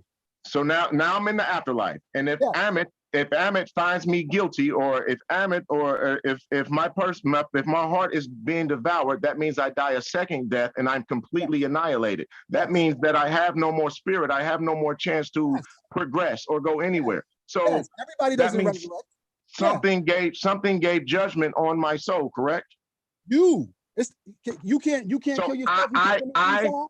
I completely annihilate myself from existence. Yes, that's the system. That's what they said happens to you. Now who personally who wants life, somebody who wants and desires life will annihilate themselves from existence? It's the same people that you see that shoot they and blow their head off every single day. You think that they want to? Okay, so you're telling me just the people who commit suicide. Just the people who commit suicide are these type of people? Because everybody's not suicidal. No, because we're dealing with aspects of nature here, right? When you deal, you ever seen a cell self-destruct? You ever seen a cell that destroys itself? You never seen that? A cell that does all the wrong things and destroys itself. Cells do that. You see what I'm saying? So the same way you can destroy yourself. You can destroy yourself on a macro level. You can destroy yourself on a micro level. And this is what they're showing you. They're teaching you aspects of science. How do you not get that? This is consciously, give me a moment. Right? Give me a moment. Yeah, this is the nature of human beings.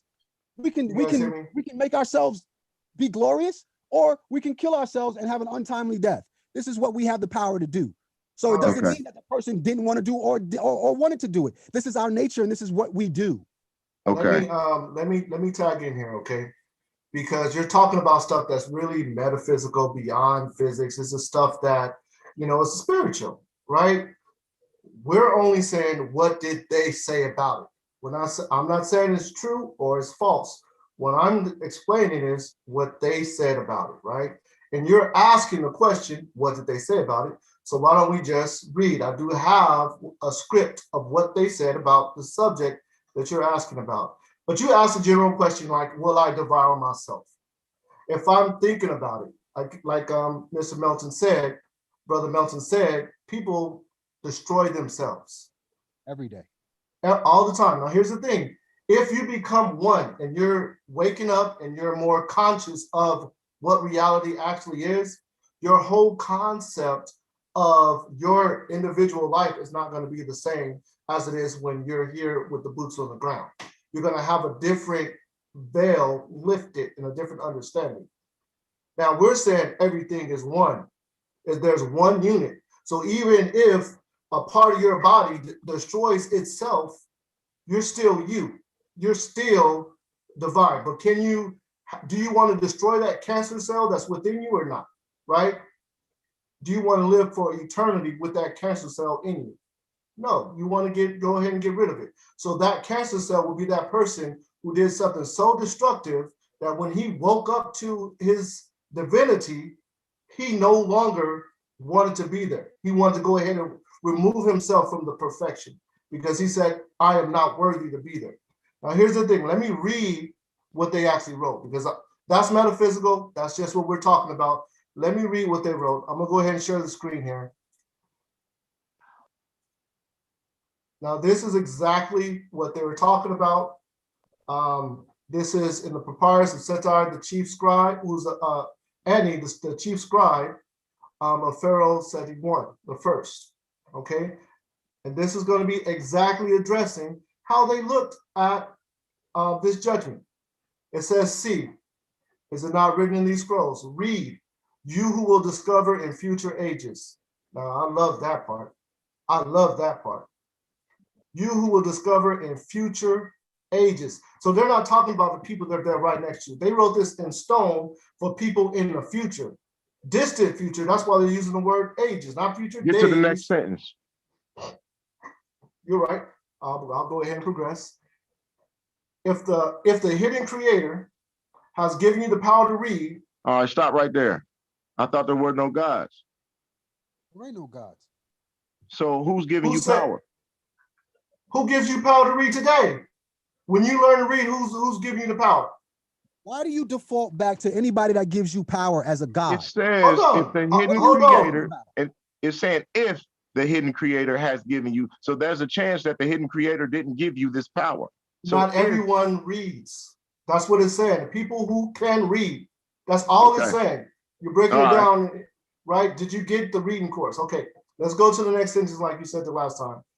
Read, children of the future, and learn the secrets of the best, which are so distant to you, yet in reality so near. That means this is really common sense. Men do not live once in order to vanish forever.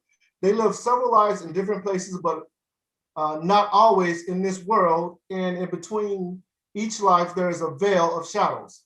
The door will finally open. You will see all the places our feet have trotted since the dawn of time, all the way back to the beginning, right? Our culture teaches us that we will live for eternity. Thus, since eternity has no end, cannot have a beginning, it is a circle. If therefore the one is true, mainly that we live eternally, the other must also be true, namely that we have always lived. In the eyes of men, the hidden creator has many faces, and each swears that he has seen the true and only hidden creator. Yet this is not so. That is incorrect. For all of these faces are merely the face of the hidden creator. Our Ka is spirit. Our Ka, which is our double, that means it is me, it's a part of me, it's a reflection of me, which is our double, reveals them to us in different ways by drawing from the bottomless well of wisdom, which is hidden in the essence of every man. Every man has been here, or his essence has been here forever. we perceive grains of truth, which gives us those of us with knowledge the power to perform miraculous things. So this is really laying out what they believe. Okay, hold up. Who wrote that? This is in the papyrus of Annie, who was a If I chief read scribe. the papyrus of Annie, would it read like that? If you read it from the glyphs, it's going to have some words that might be different. You might see something that you'll see the word nectar in there. If there was ever a word that says God or anything like that, you'll see different The papyrus of Annie, right? Yeah, papyrus of Annie. Yep. That's the Book of the Dead, though, ain't it? There's a bunch. The book of the Dead isn't just one book. It's a collection of. It's a collection of letters, right? Yeah. And it was and Same they with the Bible. have and it's different ones too, right? What do you mean different ones? There was different ones that was spread throughout the Egypt because the rich couldn't afford the Book of the Dead, which was a guideway into the afterlife. No, let's put it this way: the Book of the Dead is all the writings that they found in the tombs of dead pharaohs, of dead Egyptian kings, the royal Nusret. So they were scrolls essentially. It wasn't like there was this version and that version. You know, back then it was either you had some of the writings or you didn't. Anytime you find ancient bodies of the royal Nusret, you're going to find the writings in there as well, even up till this day. So essentially, you could take any of those and throw those in the same book. A lot of them were being used across the whole nation. So it wasn't just like one thing. Like when you say, different versions, like, it's a little bit confusing.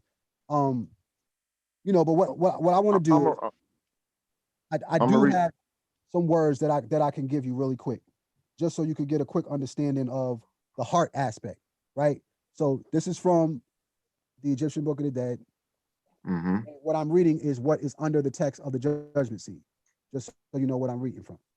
Okay, the same thing that I was describing earlier. Okay, and this is 30b.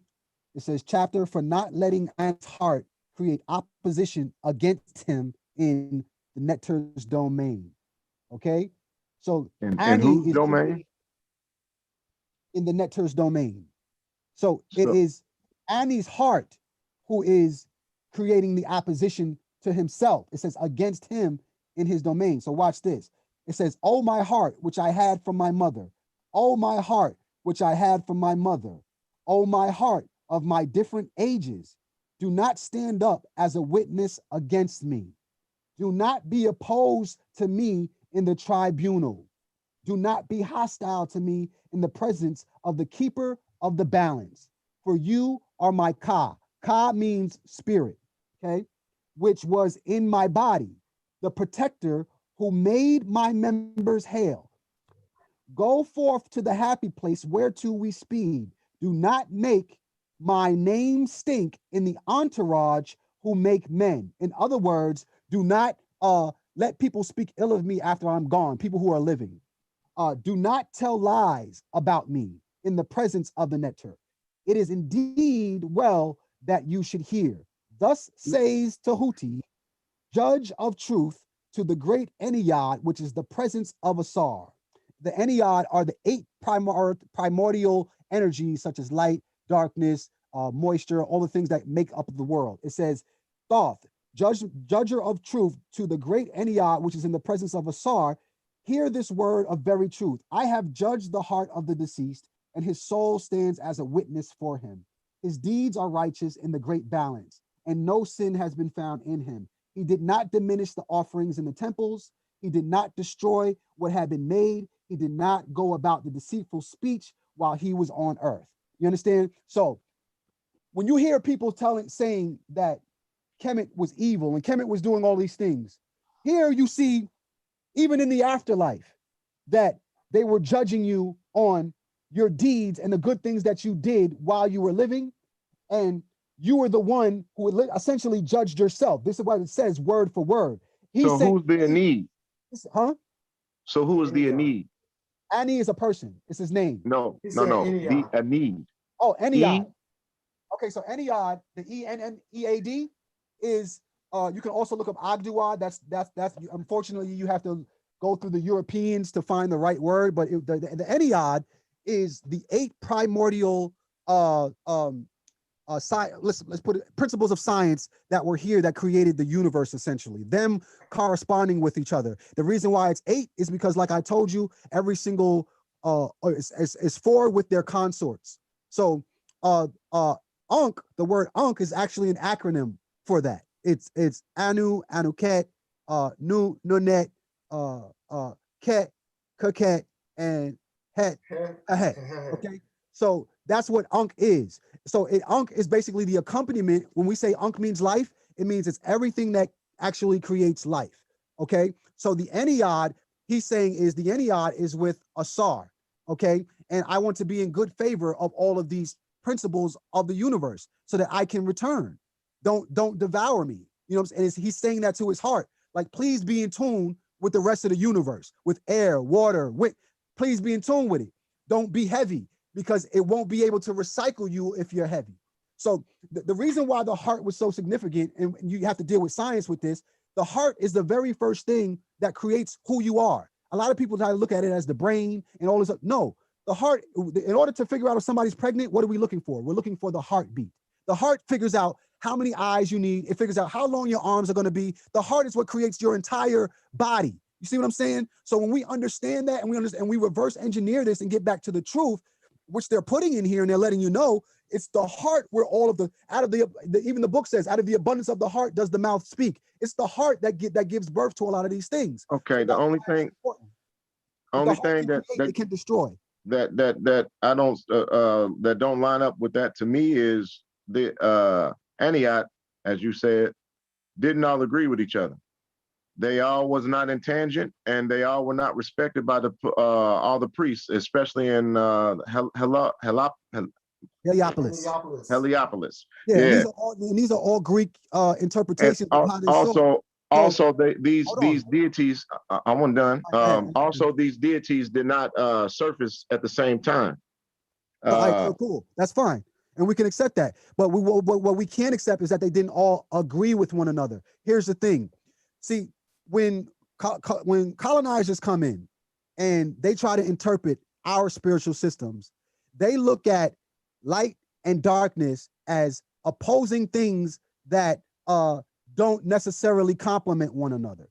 And with the way that we rendered it was that they were one and the same, and they actually needed each other. We didn't interpret it as they weren't in complementary one another, or they weren't consorts of one another. We saw them as husband and wife, because in order for one to exist, the other has to exist. When you see in the writings of Heru versus Set, which you call Satan, we looked at Set. There are many images of Set actually being in conjunction with Heru, helping him to conquer chaos.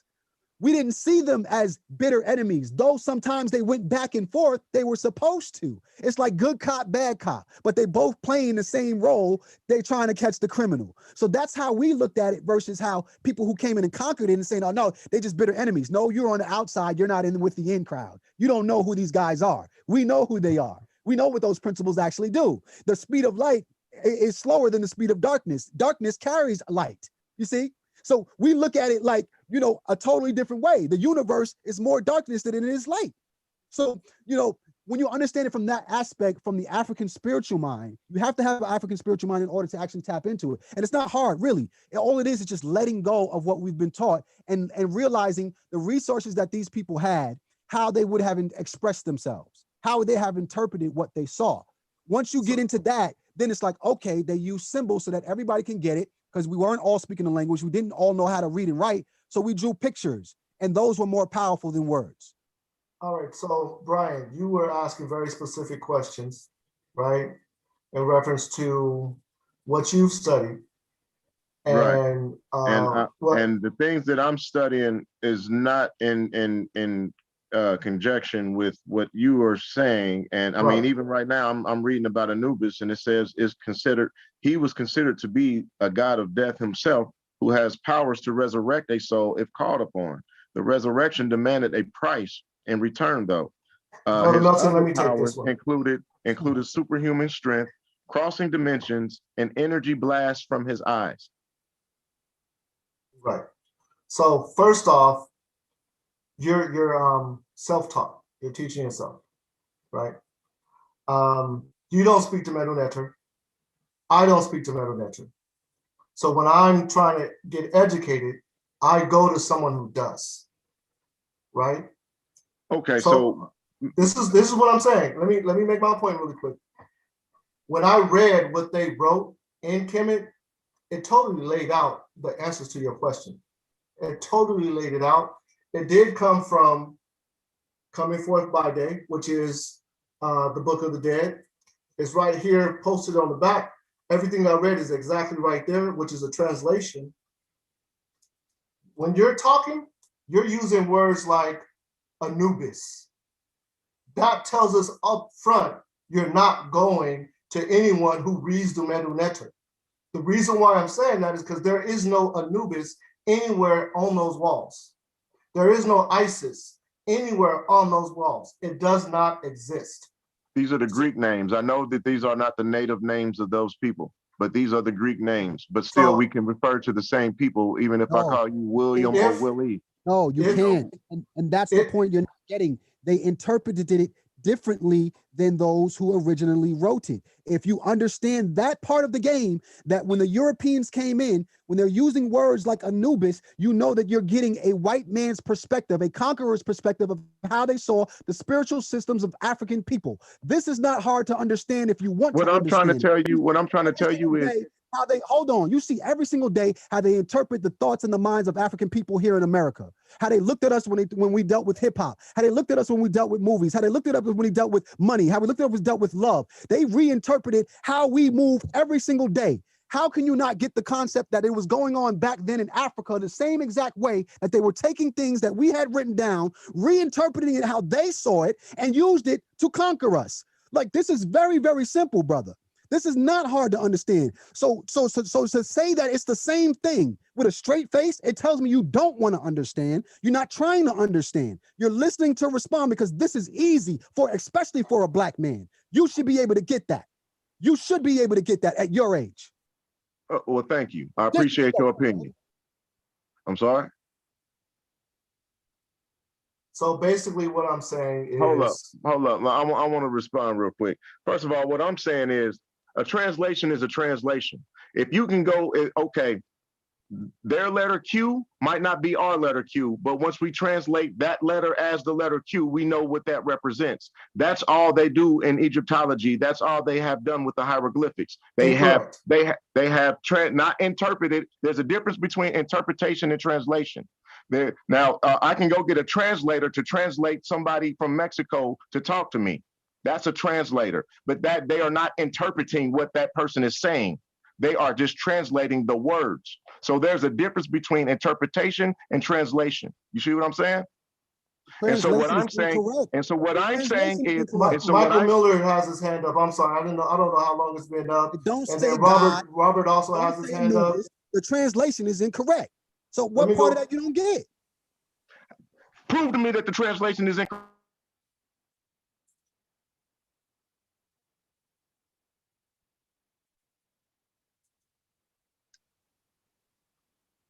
Real quick, Brian, again, I hope you understand, I'm neutral, right?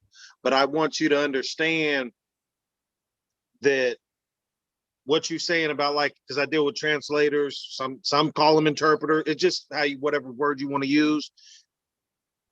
When they hear something, they're just taking that and conveying the context. Sometimes it's more precise or others, but if you add in, like they're saying, I don't know what's true or not. I'm just saying, if you add in a conquering mentality and a manipulation is what William used, when you add in that twist, that lens, it's gonna come out on the other end different because they're using that. Now, the same thing from my perspective has happened to the Bible. If we're just playing historian and not, picking favorites, there has been political agendas or various councils or whatever it may be that has viewed Exhibit A, and then on the through the process come out with this, and it was different, or the result was slightly changed. And that is just what happens with a lot of things throughout history. So I don't really think it's a stretch to agree that what they're saying is possible or it happens, right? I think you're more on the lines of that you have this idea of what it is and you're combating them is what I see, versus just trying to understand where they're coming from. Now, I could be wrong, brother. I understand where they're coming from. I mean, I feel you. I appreciate that. I appreciate your insight on that. I definitely understand where they're coming from. My thing is, what I'm saying is, okay, if you had a book that was written in Spanish, right? I don't know how to read Spanish. Okay. So I go get somebody, let's say, a teacher or something that can read this, that can translate to me what this book is saying. All I want to know is what this book is saying. I don't want you to add anything or take anything out. Just tell me, even if it says I cup Pizza Hut.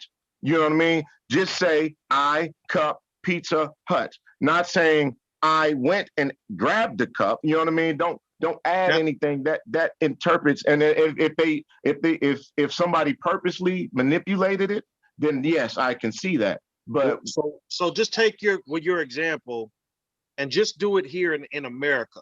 We speak English from California to New York to Florida, all across the thing. But English is not like just one thing, right? These words are just symbolic. One of the brothers in the previous conference really hit that on the head. This is my area, philosophy of language, right? Right. I'm just expressing when you're coming to a communicate, you're trying to convey from one person to another. It's not going to, you have no clue how it's going to be from what this person meant or said. If you got people from all 50 states, that dialect, that verbiage, it's all English. But I guarantee you, the source is not going to result in 50 identical things if you say, just tell me exactly what they said, because everybody is different. You understand what I'm saying? So it's a matter of understand what you're saying. Like, especially if like some words don't translate over into the other language. But what I'm saying is, if there's a book, even if they do, people aren't precise that way because you're dealing with this person to the next. So I'm just expressing what you're reading from doesn't coincide with what they're reading from because the interpretations were different. You're saying it's a translation, but that's their interpretation. They're translating what they believe it said for whatever reason. And they're reading, and it's different. Okay, so you're saying, I mean, I feel what you're saying. So you're saying that they're interpreting what they believe. I'm saying what you're reading. Forget. Right. What you're saying, what I'm reading is somebody's interpretation of what they believe. I'm not talking about belief. It could be. It's not a belief because it's already written in the stone. It could be intentional mistake. It could be just ignorance on what is being said. They could be understand 8 out of 10 and filling in. Yeah. So I don't know what the answer is, but that happens in language every day. Right. And through time and through different I could say breakdowns. Different people break it down. So we got Egyptologists all over the map who read the hieroglyphics pretty much the same exact way. But if they're coming from the same perspective, they're not coming from the perspective that the brothers are talking about, right? Your mind is viewing it through the lens of the people who have this lens, right? Even if they're slightly different, it's still this lens. If you want to know what they're saying, you almost have to abandon that lens is what they're saying and just understand. What you're saying. Yeah, that's what I'm trying to express. I'm not picking sides. I'm just saying. I feel you, but okay. So if I wanted you to read that, and I know you can't see it on your screen, but if I'm holding this up and I say, Mike, this is in Spanish. Read me this to translate this to me in English. Are you telling me something that you believe that it says? It depends on whatever. There's something extra there that you're missing. I could say it from an honest perspective. I could take it from an ego perspective, like I know what it says. I could take it from a corrupt perspective that I want to manipulate you, right? So I'm saying, if you're not trying to manipulate me, if you're let me chime in really quick, and then I'm gonna let Robert go because Robert has his hand up for like ever. Man, please go ahead, brother Bob. Take over for me because I got to do something real quick. Go ahead. All right, so what I'm going to basically say is when you're looking at different perspectives, people have their own agendas.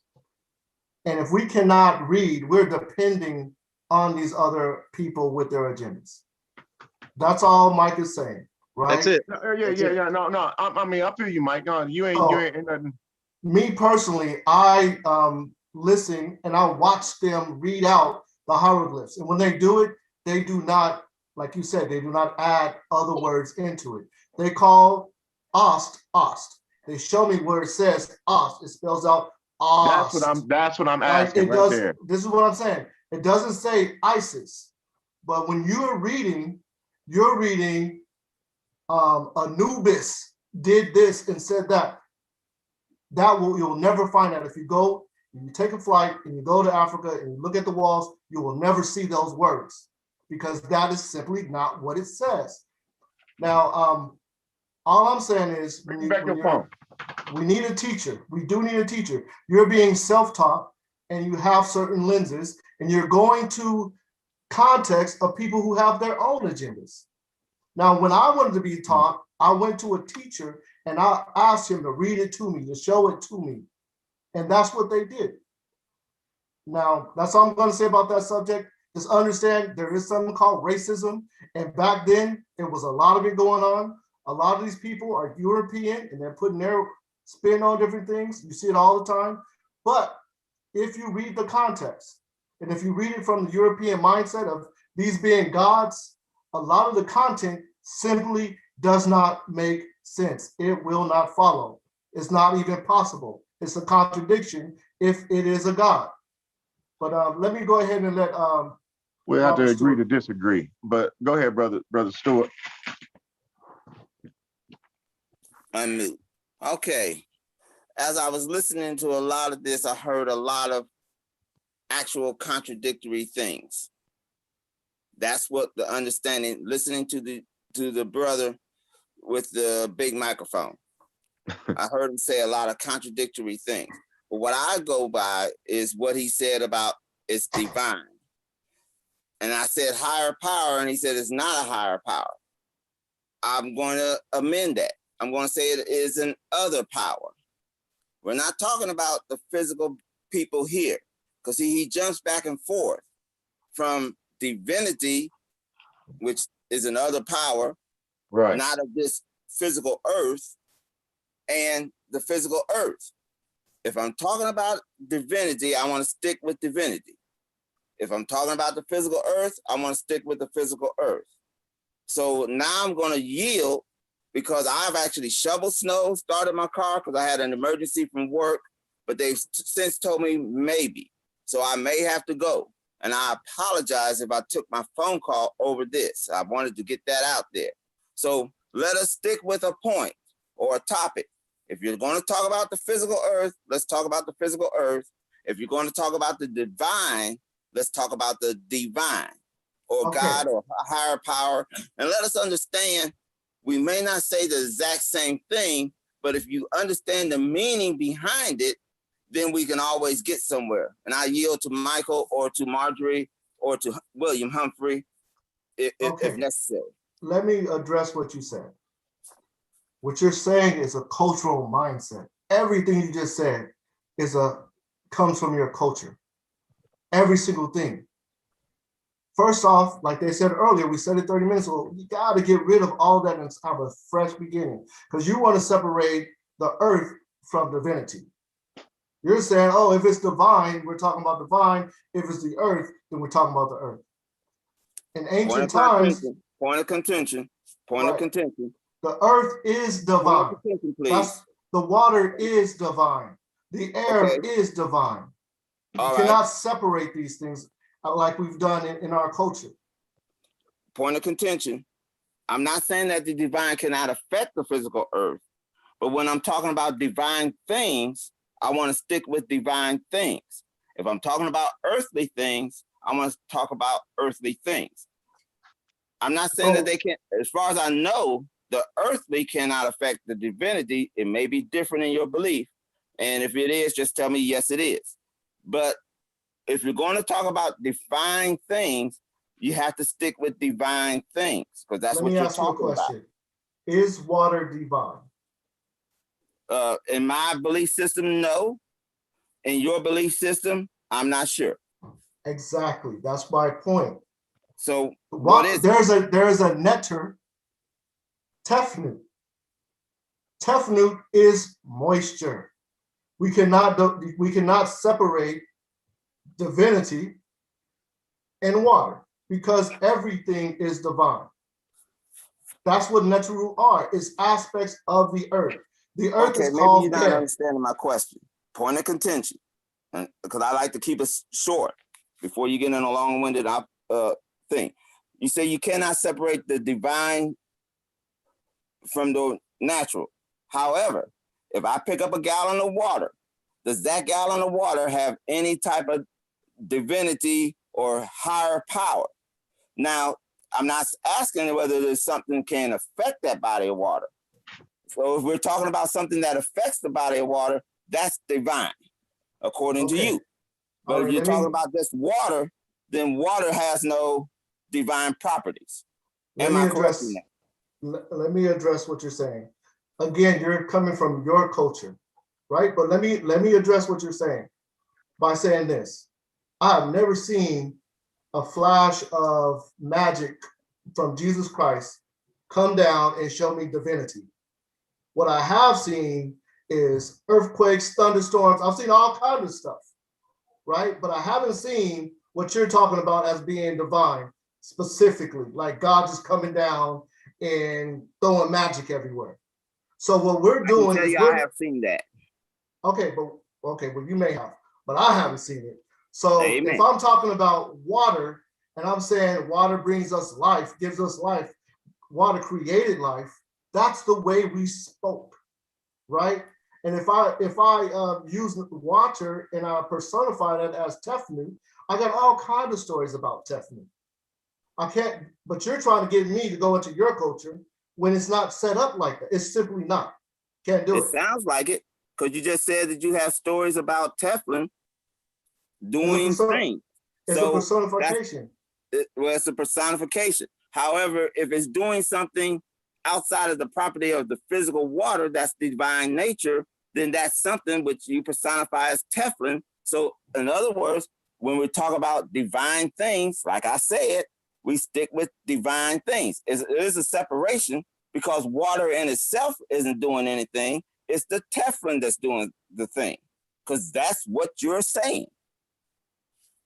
Mr. Miller? I want to bring some closure to this the God topic real quick and show you something on my screen here that's really simple to understand in reference to hieroglyphs and why the transliteration is very, very important.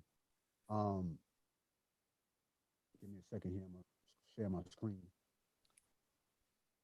You can see this in hieroglyphs. The letter G is this. This is the symbol for the letter G. Okay? So when somebody tells me that they said the word God, it should have this letter in it. When we go and we look at the word, what they claim to be etymology, they say, this is the word for God. How come you don't see a letter G if they're saying God? You see a flag, which means neter. You don't see a letter G. So how do you then say they're saying God in that? Because a lot of things that they did was symbols. Because the letter G existed back then. Okay, so but not a whole alphabet. Hold on. The pronunciation was there at that time.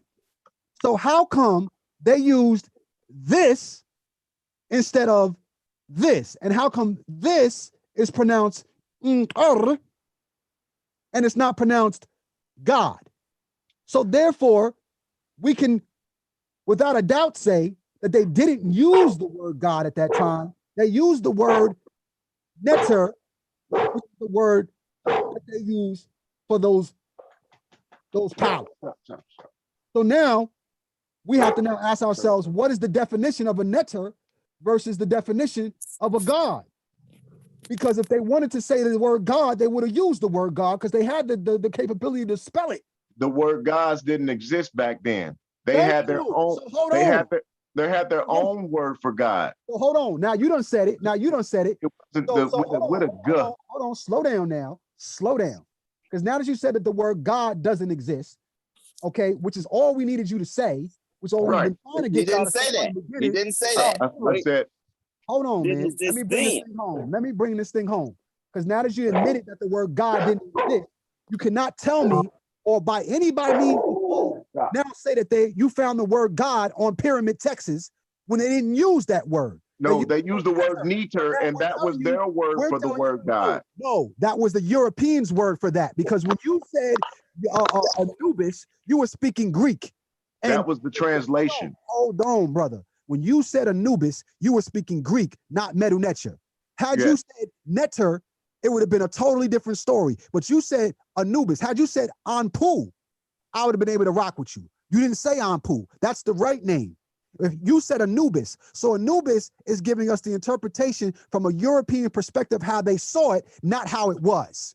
And that's what you need to understand. How you see it can be very different as to how it is.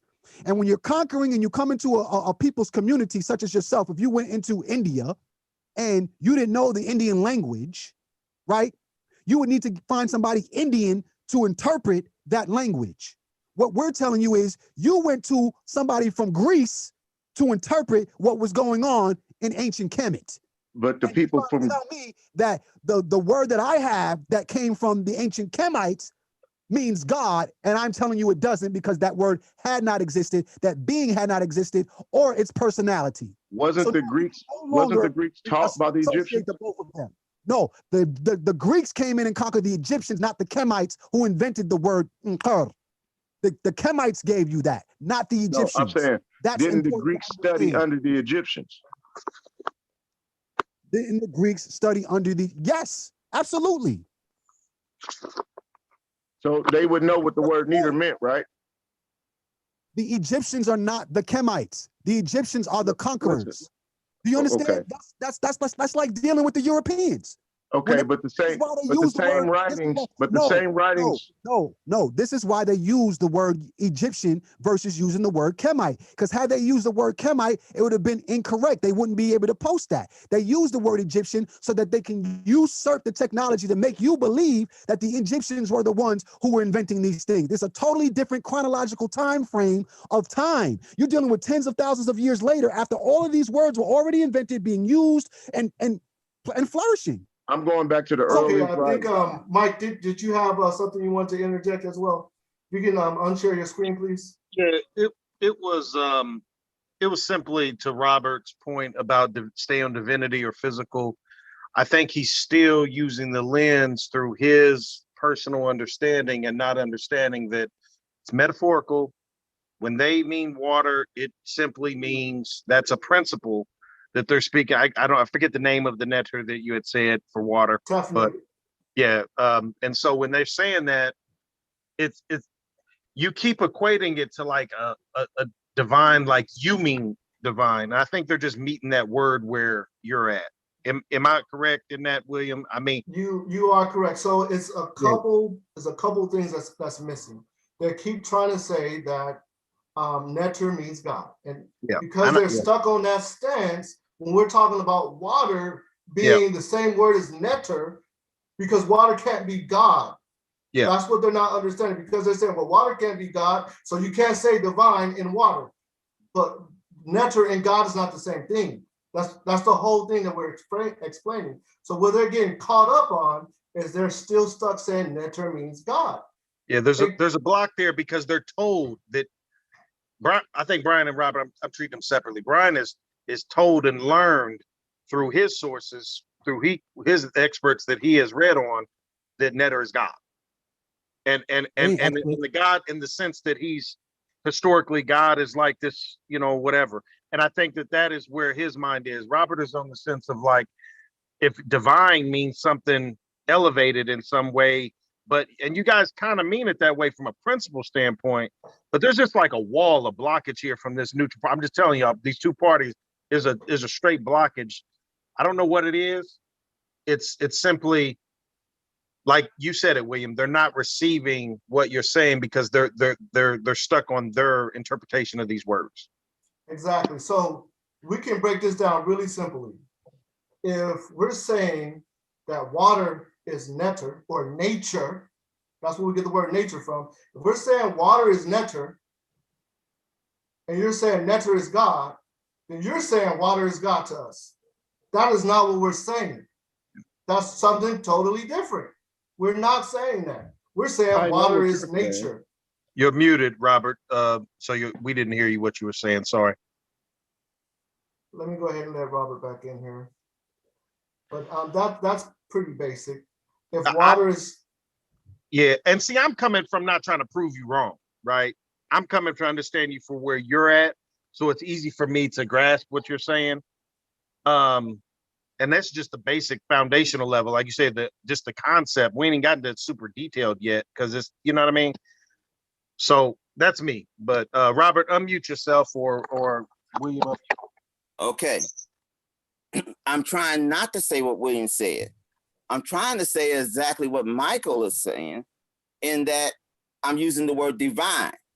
When you think about the Christian concept God, most people think about a being or whatever, but that means anything not physical. That's all divine means. And that's how you guys are using it. And all I'm saying is, if we're talking about a divine nature, a netter, divine nature, because that's what he equated it, we'll have to use English to each other, then let's talk about the divine nature. We cannot then say it's physical unless we say that it just interacted with physical. If it's a divine nature, it's a divine nature. It's a netter, a divine nature. And when they translated gods, all they were really saying is it's not physical earth. And that's what I'm trying to say. It's not a being. I know that you guys are hearing being, but we're not trying to say that. All we're trying to say is this is a nature that is not physical. Because if I get a gallon of water, that only has physical properties. It is a nature beyond just the gallon of water in some way, shape, or form. I'm not saying what it is that you are talking about when you talk about the netter. Am I correct in that? That should only be a yes or no answer. Possibly, because there's attributes, right, to things. I'm talking about. Yeah. So, but if they're ascribing this water as in context with the principle, right, then you can't separate those two as what they're saying. They're saying this is from their belief system.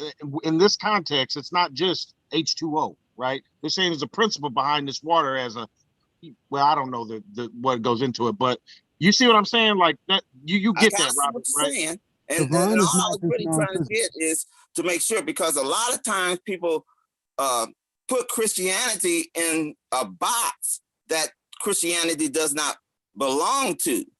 So when they said gods, they were just meaning something beyond the physical water. That's all they were trying to do. And they had to use a word that is here now. Now for this right here, like he said, kemet evolved into Egypt. I'm sorry to say that. I know that that's hurtful to the brother. What are you talking about? But it did. It did not have a continuous kemet all through history.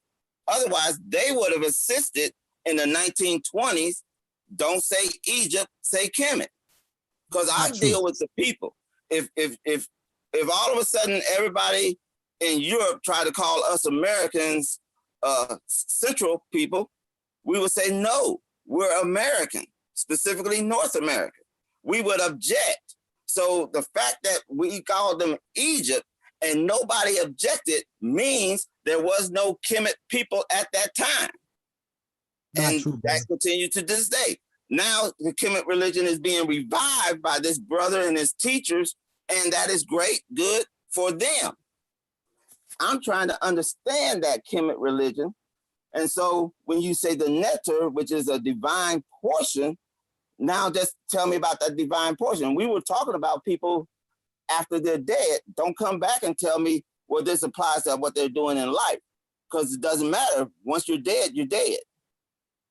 So we're going to stick to a topic. Let's stick to a topic. And I'll yield to Marjorie, Brian, or William.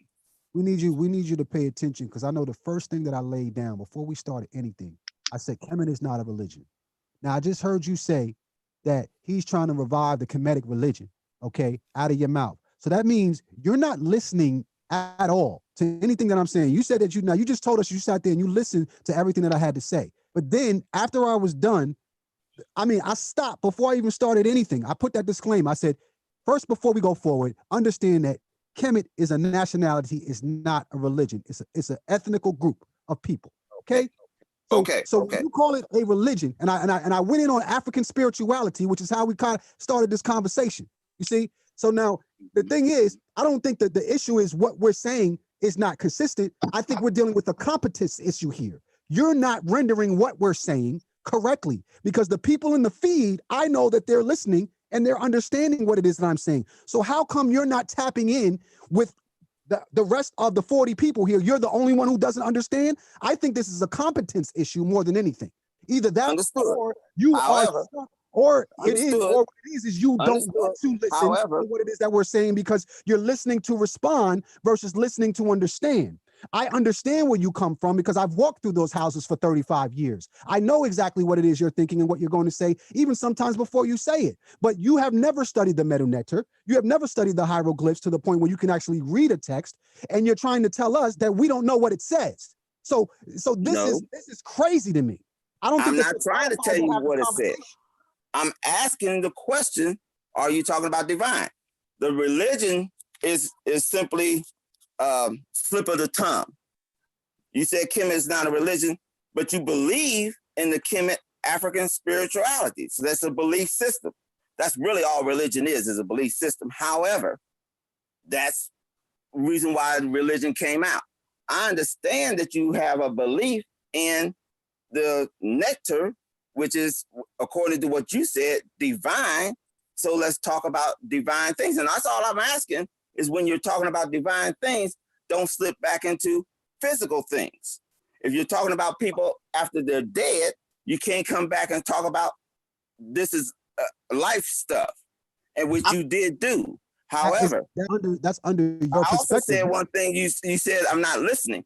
Remember what I did say? I said we use words, and sometimes we're not using the exact same words to really make our meaning clear. But if you can get the meaning behind the word, the meaning behind why I use religion is just that you believe in a kemetic system of whatever that is. That's all I was really saying when I said kemetic religion. I understand it's my brother, what you just did was you proved my point. I listen. You talked for a long time. What you did was you proved my point. Kemet system, you said, is people. What I just got through finishing, which you did not rebut, so I'm going to say it again to tell me if I'm right or wrong. In the 1920s, when they said Egypt, nobody in Egypt at that time said, no, we're Kemet. So Kemet died. Now, if it did not die, explain to me why it didn't. Explain to me how it stayed. Because that's a kind of a new topic, because we're delving into this Kemet, and I want to know the origins. And of course, Kemet is older as far as starting older, because that was an original question from Marjorie. But then I'm saying that Kemet got revived because obviously you guys are believing in a Kemet system. So it's got to be here because you believe in it. Just an analogy, Robert, to maybe understand. You understand how something got a foundational level. It started at this point, right? Mm-hmm. But then somebody may have, for whatever reason, used some of that and built on top of it, and then built on top of it. I understand that.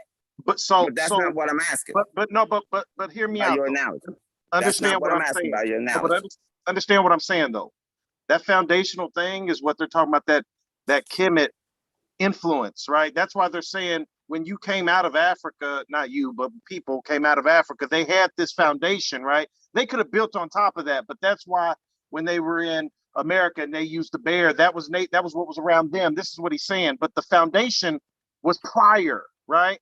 So it may be, you may look at it like some pause in Kemetic, this died off, but it's built upon that is what I believe that they're saying. That's what they are saying. That's what they are saying. And we are in agreement. That is what they are saying. So don't say that it died if it's still the influence of it. You get what I'm saying? I understand that. However, this is also, what I'm also saying is the wheel He don't know Let me, enough about it to say what died and what's living. He let ain't me been address it.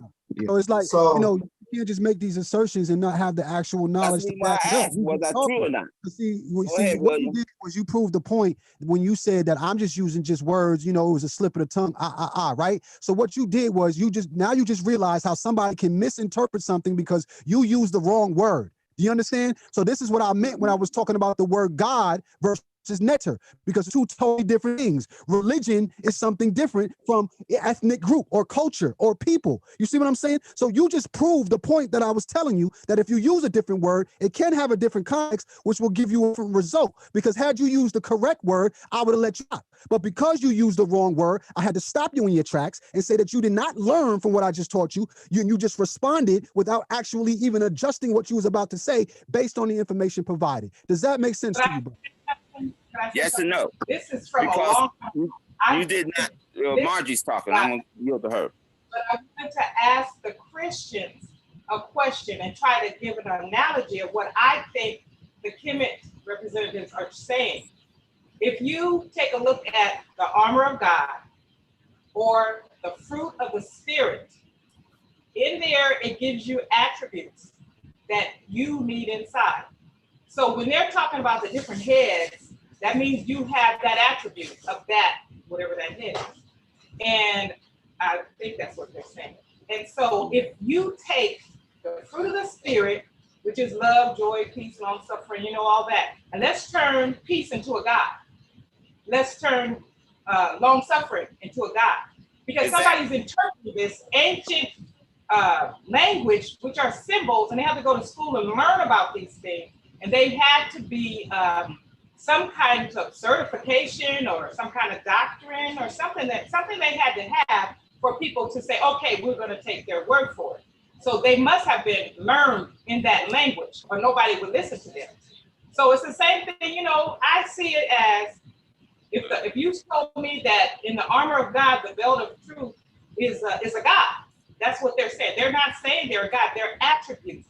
And you achieve those things according to how you are. Just like when you are wearing the complete suit of armor, that means you're doing all those things that's in there. It's not just saying, oh, I'm wearing the armor of God. It's something you actually have to do.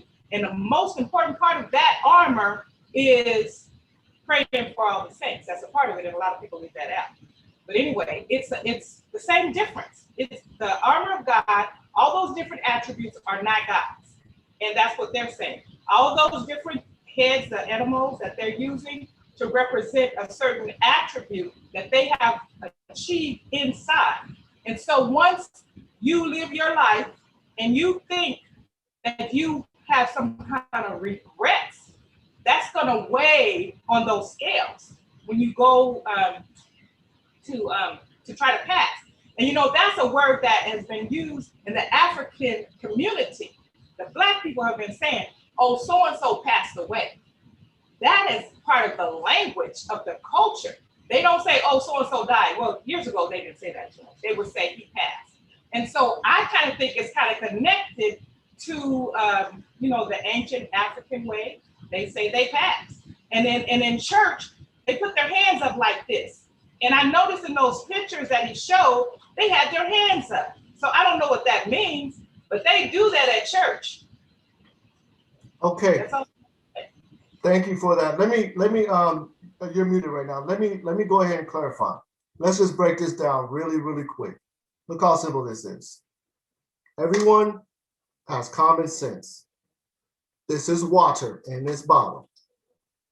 Water or moisture is the netter, tefnut. This is tefnut. You understand? So for you to say tefnut is God, or netter is God, when water is a netter, what are you trying to tell us? Right? This is very, very simple. Air is shu. Shu is a netter, not a God. It's a netter. It's a law of nature. Robert, we can't hear you because you're muted. Let me go for a moment and I'll let you back in. But let's just break this concept down really, really quick. You have to separate it because the stuff will not make sense. Robert said, oh, you need to separate divinity when we're talking about divine things, we have to stick to divine things. So we cannot talk about water. But in our culture, water is divine. So how is water not a divine thing? That's why I asked him, is water divine? He says no, not in his belief system. You know, he's seeing God come down and shoot magic out of his hands or whatever he said. This is divinity. Nature is divine. So the point I'm making here is that you cannot separate nature from divinity. We cannot separate nectar and say nectar and God is the same thing. It's not the same thing. This is not a God. This is a liquid. It brings life. You might see stories about stuff bringing life, but the bottom line is you have to separate the idea that the word nectar and the word God is the same thing. Unless you're trying to tell me this water is God, because water is a nectar, it's part of the nectar root. If water is not God, don't tell us that the word nectar and God is the same, because this is one of the nectar root. Robert, I'm going to let you in.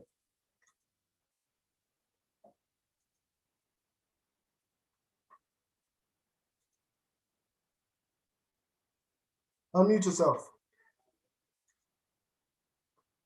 All right, Brian.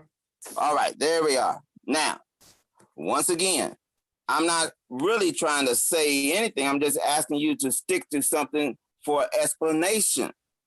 If you said water is nectar, meaning divine, as the brother said, now I'm talking about a divine thing. So when you held up a bottle of water, I expect that bottle of water to do or be able to deal with the properties of divine, which means deal with something outside of the physical nature or make the physical nature do something that is outside the norm. That is divinity. That is divine. Now, if that is not divine by your standard, then we're not talking about the same thing. He said divine, so I'm going to use that word. Does the divine mess with things outside of physical, and can they make the physical do something outside of the norm? That's divinity to me. Is that true? Yes or no? In our world, the divine is not just things that, like I had mentioned, that exist outside of the physical. In our world, the divine is also things that are physical as well. It has those same principles, those same properties, and they are all connected in one and the same. Everything that we see in your language, we would say that everything that you see is God. Everything. It's not separated from God. It doesn't have God in it. It doesn't have God without it. Everything has it. To say that God can it can be separated from all things. Like say you go to outer space, right? To be in outer space would be the absence of God. But if you say God is everywhere, then that now defeats the purpose of what a God is if it's everywhere. When you go to outer space, there's no such thing as space. It's all connected. Everything is something. And that something has what you call God in it. We call it the nectars. There, we break it down to the actual principles, because if you look at the water, the water, hold on. So what you just said. Hold on. Wait, Slow down. Hold on. Let me finish. Let me finish. So we break it down to the actual principles of it, and we describe it in its nature. So when you look at the water, like he showed you, the water not only is tefnut, but it's also nu. Nu means water. Tefnut means moisture. So you have both of those components making up water. So therefore, you can't even say water is just tefnut, because it needs something else to make it what it is. You see what I'm saying? It's a lot more to it. So when you just say that, oh yeah, it's just God, that's a blanket statement. When you say, oh, it's just a divine, that's a blanket statement. And the way that we did it, we expressed it specifically. What is it? And we broke it down on a macro level instead of just looking at it as a blanket statement. Now, if you want to look at it as a blanket statement, you can say the nectar is in all things, but then you must also say that all things are the nectar. You don't do that in your faith. You say God is God. You don't say that you are God. You say God is God and God alone. So there's two different ways of looking at it. We don't look at God as something that is outside of us. We look at God that is us. If I had to say it in your language, it's us as well. We're not undivine and God is divine. We are divine as well. How could you have God in you and not be divine? How could you even talk to a divine being and not be divine? You have to be one and the same in order to even see each other, to be even on the same playing field. Right, That goes right, that goes against all the laws of science. You have to be on the same frequency. So the way the ancient Hamites broke things down in terms of science, and they gave you the foundation for us to even get to the point where we talk this language today, is that we took it on a as above, so below. So if you have something that is large, it has to exist on a macro scale. Hopefully that can help you to understand it. Okay, brother. What you're telling me then, all things consist as God. There's no difference between divine and physical. What you're also saying is that you can affect the divine or the spiritual, because we're talking about spirituality. You said African spirituality. So if you're talking about all of those things and you say the new is then spiritual, exactly like you just said, then I can equate that as God. Because I say God is in all things. I say the exact same thing you say.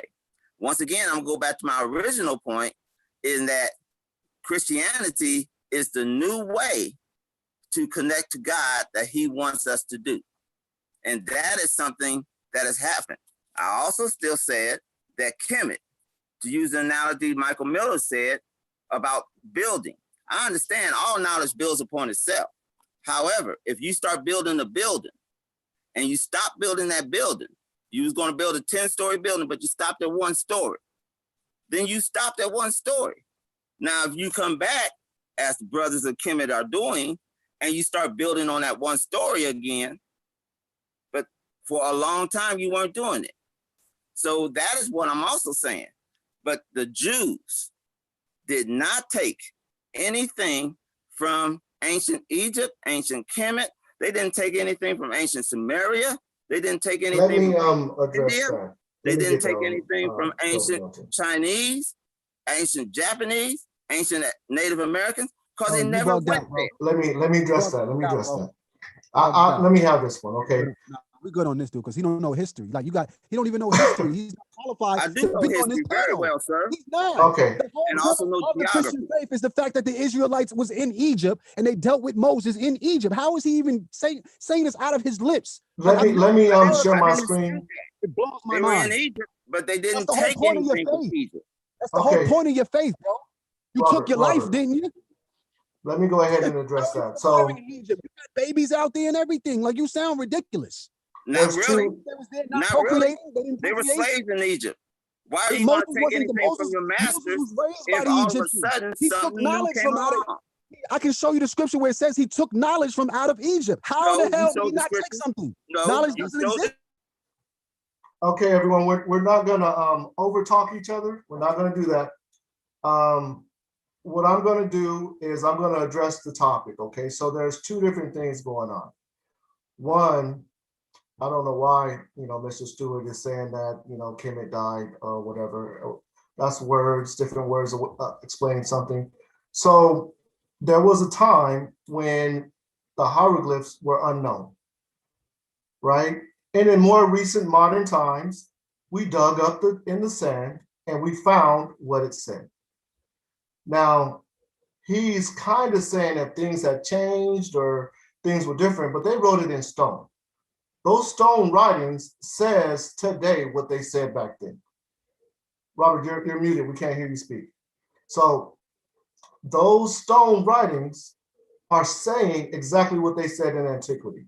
So it doesn't matter. I don't even know what the point is. If the information hasn't changed and is still present today, we may not have had the practice for some time. And obviously that's true. The practice hasn't always been done. There was a gap in the practice. However, the information still hasn't changed. So as far as did the Hebrews take from Kemet, I'm going to share my screen and I'm going to show you. I'm just going to do it for a minute or so, and then I'll go ahead and let you back in. Give me one moment here.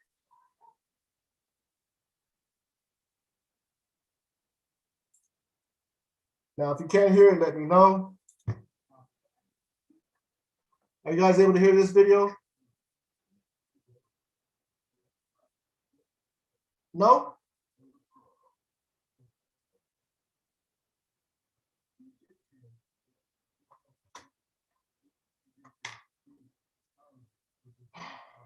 No video, huh?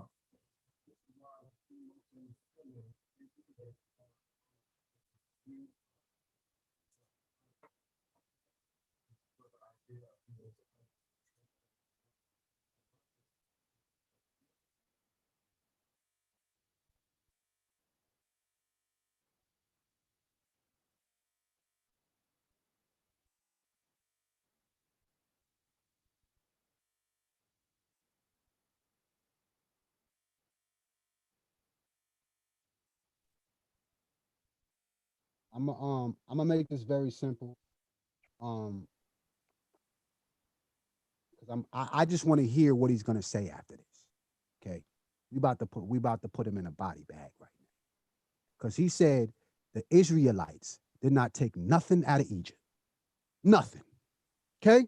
He's shaking his head. Everybody see everybody on the feed? We about to end this discussion right now. I'm gonna share my screen. We're gonna go to the book. We're gonna go to your book. We're gonna go to Exodus 12:35. I'm gonna share my screen. Exodus 12:35. And it says, end quote, now the children of Israel had done according to the word of Moses, and they had asked from the Egyptians articles of silver, articles of gold, and clothing. And the Lord had given the people favor in the sight of the Egyptians, so that they granted them what they requested. Thus they plundered the Egyptians. Let me go back so y'all can look at my face. Now, this is the word of God saying that they not only left with gold, they left with our silver, and they left with clothes. We put clothes on these motherfuckers back, okay? And you telling me that they didn't take nothing, right? But you wearing you got my Jordans on, huh? You got my gold chain around your neck. Unmute You got my gold chain around your neck. You got my silver on your arms, huh? And you running around here talking about you didn't take nothing. All right, I like the answer, brother. I like the answer, brother. Are you ready? I know too much of your book, bro. Are you ready? Sit this man down. Are you ready? I'm gonna mute myself. Wait, listen. You are correct. But the topic at the time that we were saying, was, did they take any knowledge? The topic at the time, and what I was talking about when I said they didn't take nothing from Egypt, was they didn't take any knowledge. They spoiled Egypt. Yeah, they took clothes, but that's not what we were talking about kemet. Yes, they took gold, but that's not what we've been discussing about kemet. There they took silver. That's not what you've been discussing about kemet.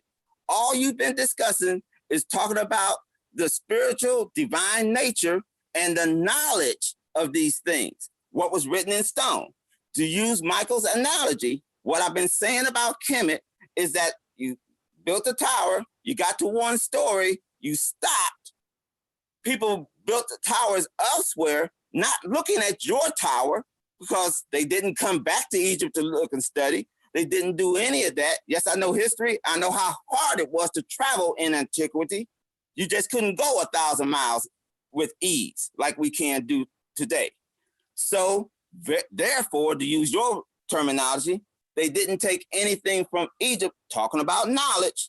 They didn't take any of the kemetic religion, because at the time of your one story stop, Egypt had gone to other gods at that time. That's why it was called Egypt. It was stopped at that one story. Now you're rebuilding that one story, and yes, it stayed the same. They knew about a wheel being able to roll. Basic truths don't change. And that goes back to what I was also saying about going to older religions sometimes. Yes, God dealt with very many people in other ways. Like Paul said in the book of Acts, since you know so much about my Bible, when he was talking to the Greeks, let me tell you about the unknown God that you don't know that you even worshiping. And then he explained to him about Jesus Christ. So this is what I'm dealing with. Understand, I did say they took nothing from Egypt. The topic at hand was knowledge. And you are correct. You went to a scripture, you found it. It was correct that they took gold, silvers, and all that. But none of that, it didn't say they took knowledge, did it? No, And that It was says what the topic Moses- has always It says been. Moses It's in the about book. the knowledge that you were trying to give to Moses me was learned about in all the the ways. kemetic people. Uh-huh. And I'm accepting it. So understand, you said that it's divine. I'd leave it as divine. That's what it is. If it's talking about divine, I say, well, let's talk about that. If you're going to talk about physical things, let's talk about that. You said that I have to combine them. That's fine. Now, if I'm combining them and you hold up a bottle of water and tell me that has a divine nature, I'm going to ask you, can that bottle of water ever do anything? If you tell me no, then I have to say it has no divine nature. So it's up to what you tell me. We're asking the questions because we know very little about kemet compared to you. And you know very little about Christianity compared to me.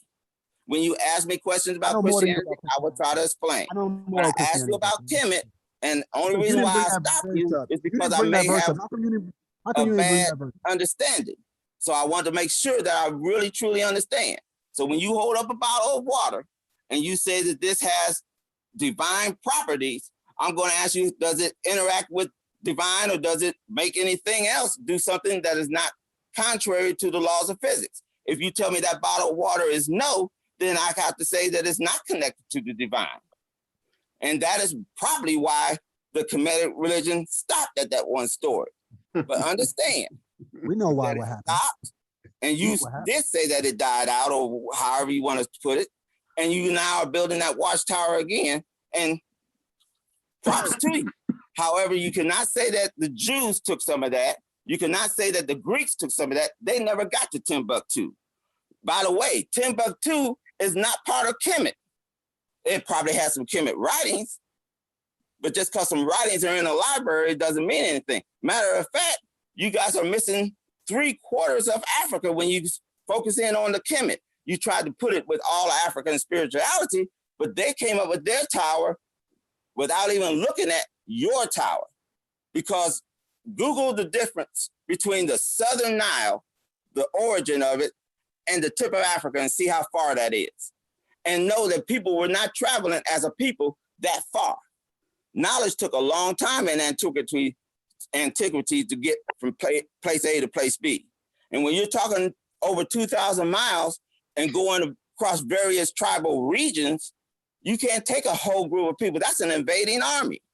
It didn't happen unless they actually invaded and either got conquered or conquered. That's just a fact. So be very, very careful. And try not to also have historical context. You can't talk about the 1920s and talk about 1700s and then talk about 500 AD. Listen, I got you, brother. Different. I got you, brother, because you had stated that they didn't take anything out of Egypt. You said we were talking about spiritual systems. So now let's go back to the book. Matter of fact, let's go back to the ancient artifacts, because I told you I don't play no games with you, bro. I know about this book, and I know about these goddamn Israelites taking our culture. So let's deal with it, okay? Everybody share the screen. Here we go. We're gonna crush everything this man brings to the table because he knows nothing. He knows absolutely nothing. So here we go. Everybody take a look at this. I have no glasses, so you must read it for me, please. That's all right. You're going to get this work. Don't worry about it. Years after Exodus from Egypt, Egyptian culture influences the Israelites. Okay? This was written in 2015, not too long ago. An archaeological excavation conducted by Israel. Now, Israel is saying this, bro. Not me. Israel. Conducted by Israel Antiquities Authority in a cave near Tel Halif in the region of Kibbutz Lahav in the south of Israel revealed sealed rings, figurines, and amulets. You know our amulets is real spiritual. You know that, right? Okay. In the images of gods sacred to the Egyptian cult. Should I go on? Should I go on? Do I need to bury you? All right, let's keep going. No, what you need to do is also put that in context. So I'm going to tell you something. One thing else that you missed. Hold on, because you said we didn't take no.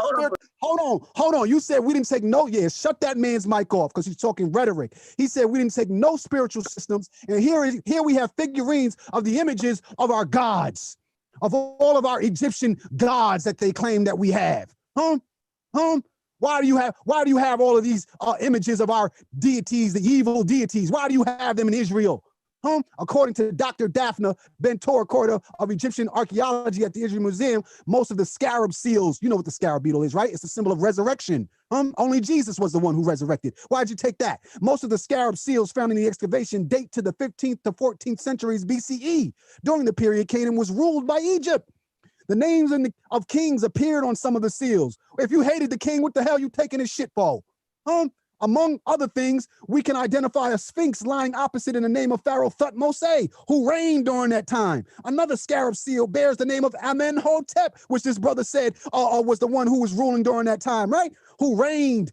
Still another scarab depicts Ptah, who is our deity, our head deity of creation. Why would you take that if it's so evil? Man, you need to go study before you sit up on a panel with some strong folks as us, because we does this. You got this work. There is no rebuttal for you, because you said not only didn't take the spiritual systems, you said we didn't take nothing at all. And I crushed all of that. And I gave you the evidence of it, not just talking rhetoric. I gave you the evidence. Okay. You really Whenever don't have you're ready, nothing, I'll bro. answer Don't. all those questions.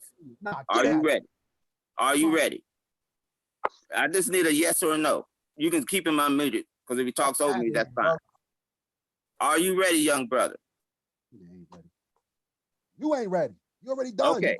Now, I want to talk to once Brian. again, If he got more we're sense. talking about a system of, in our case, Christianity. When I said that they didn't take nothing from Egypt, meaning knowledge of God's, talking about Christianity. Now you go back and talk about all these seals and the different little gods that they have made.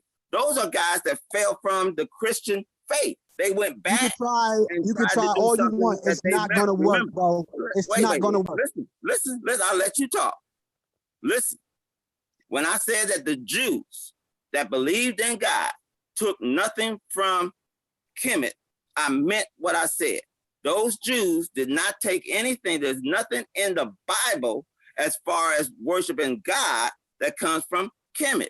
Now, did they fall from grace? They worship a Canaanite god called Baal. You'll find pictures of Baal, idols of Baal. The Bible specifically goes against making any idols. So all of those idols that you showed would be people that did not believe in God. The people that believed in God, the God system of Christianity, took nothing from Kemet. You cannot equate people that do not believe in God with people that do believe in God. Two totally different systems. Now, as far as what is going on here, when they left Egypt as slaves, of course they wrote hieroglyphics because that's what they grew up writing. However, they did develop their own Aramaic language, probably based on hieroglyphics and possibly the Sumerians, because I believe there's a connection with that. So you can't say, well, that means that they took everything from there. No, when we're talking about religion, divine things, we're talking about that knowledge. The Jewish system took nothing from Kemet. I'm glad that you brought that up about the stone statues. Those are people that do not believe. And let me say this, a lot of times your facts are correct, your conclusions are wrong. And that's where you kind of go off to the left. Once again, you can have a fact, but then if you start going for a conclusion that's over to the left, you'll miss the target. And that's what has happened. You thought that Christianity was this, or you thought that Judaism was this, and it is not. Judaism is simply the belief in the one God. They took nothing from Egypt. They didn't go back to Egypt to study. Why? Because their God was dealing with them right where they were at. Abraham didn't go back to, Moses didn't go back to Egypt when God is right there on top of the mountain. Why would he go back to Egypt? Why would any Jew go to Egypt when God is right there in the temple? I have a question. For Mr. Milton or Tehuti. It doesn't matter. In the previous conference, you all had mentioned something along. It's along these lines, just a different angle. You all had mentioned that the 10 Commandments had came from the 42 laws of Mott. Did I have that right? I'm sorry. So can you all break some of that? Because that's something that sticks to the topic, comes from kemet. I don't know which one of you want to address that, because I'm curious myself because some of those 10 Commandments, that's not, I agree with y'all, that really wasn't original at that point in time. So I'm curious where y'all say.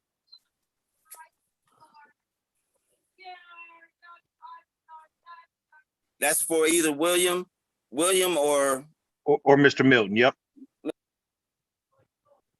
I can't hear you, William.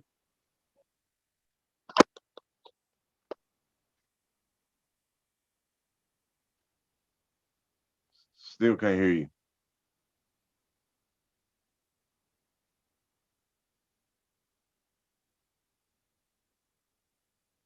Let's deal with the laws of Ma'at real quick. So, Can I say something? understand that there's more. Go ahead, brother. You can say something. The laws of Ma'at has changed because whatever screen that you show, I bet you I can show a different screen that has a different set of laws. The laws of Ma'at has changed. And in those laws, I can pull up the old ancient set of my laws of Ma'at that says, I will not steal from any gods. It says, I have not worshipped any other gods. I'm sorry, are you a Kemite? Are you a Kemite? Huh? Are you a Kemite? No. So let me give the laws of Ma'at, and then you No, but I know the laws of Ma'at. Just because I'm not a Kemite don't mean I don't know, brother. Well, it sounds clearly if you use the word God, you don't. So let me actually give it to you because you're already going left. So when you're dealing with the 42 laws of Ma'at, it's important to understand that there's more than 42 laws. Okay. When you're dealing with and they're not laws, they're called negative confessions. And the reason why they're called negative confessions is because you were to confess negatively that you had not done those things. These were laws of the land that were set in place, and these were said to be utterances. It did not come from a specific person. These were words that were always said, and it existed before it was on the walls of Egypt.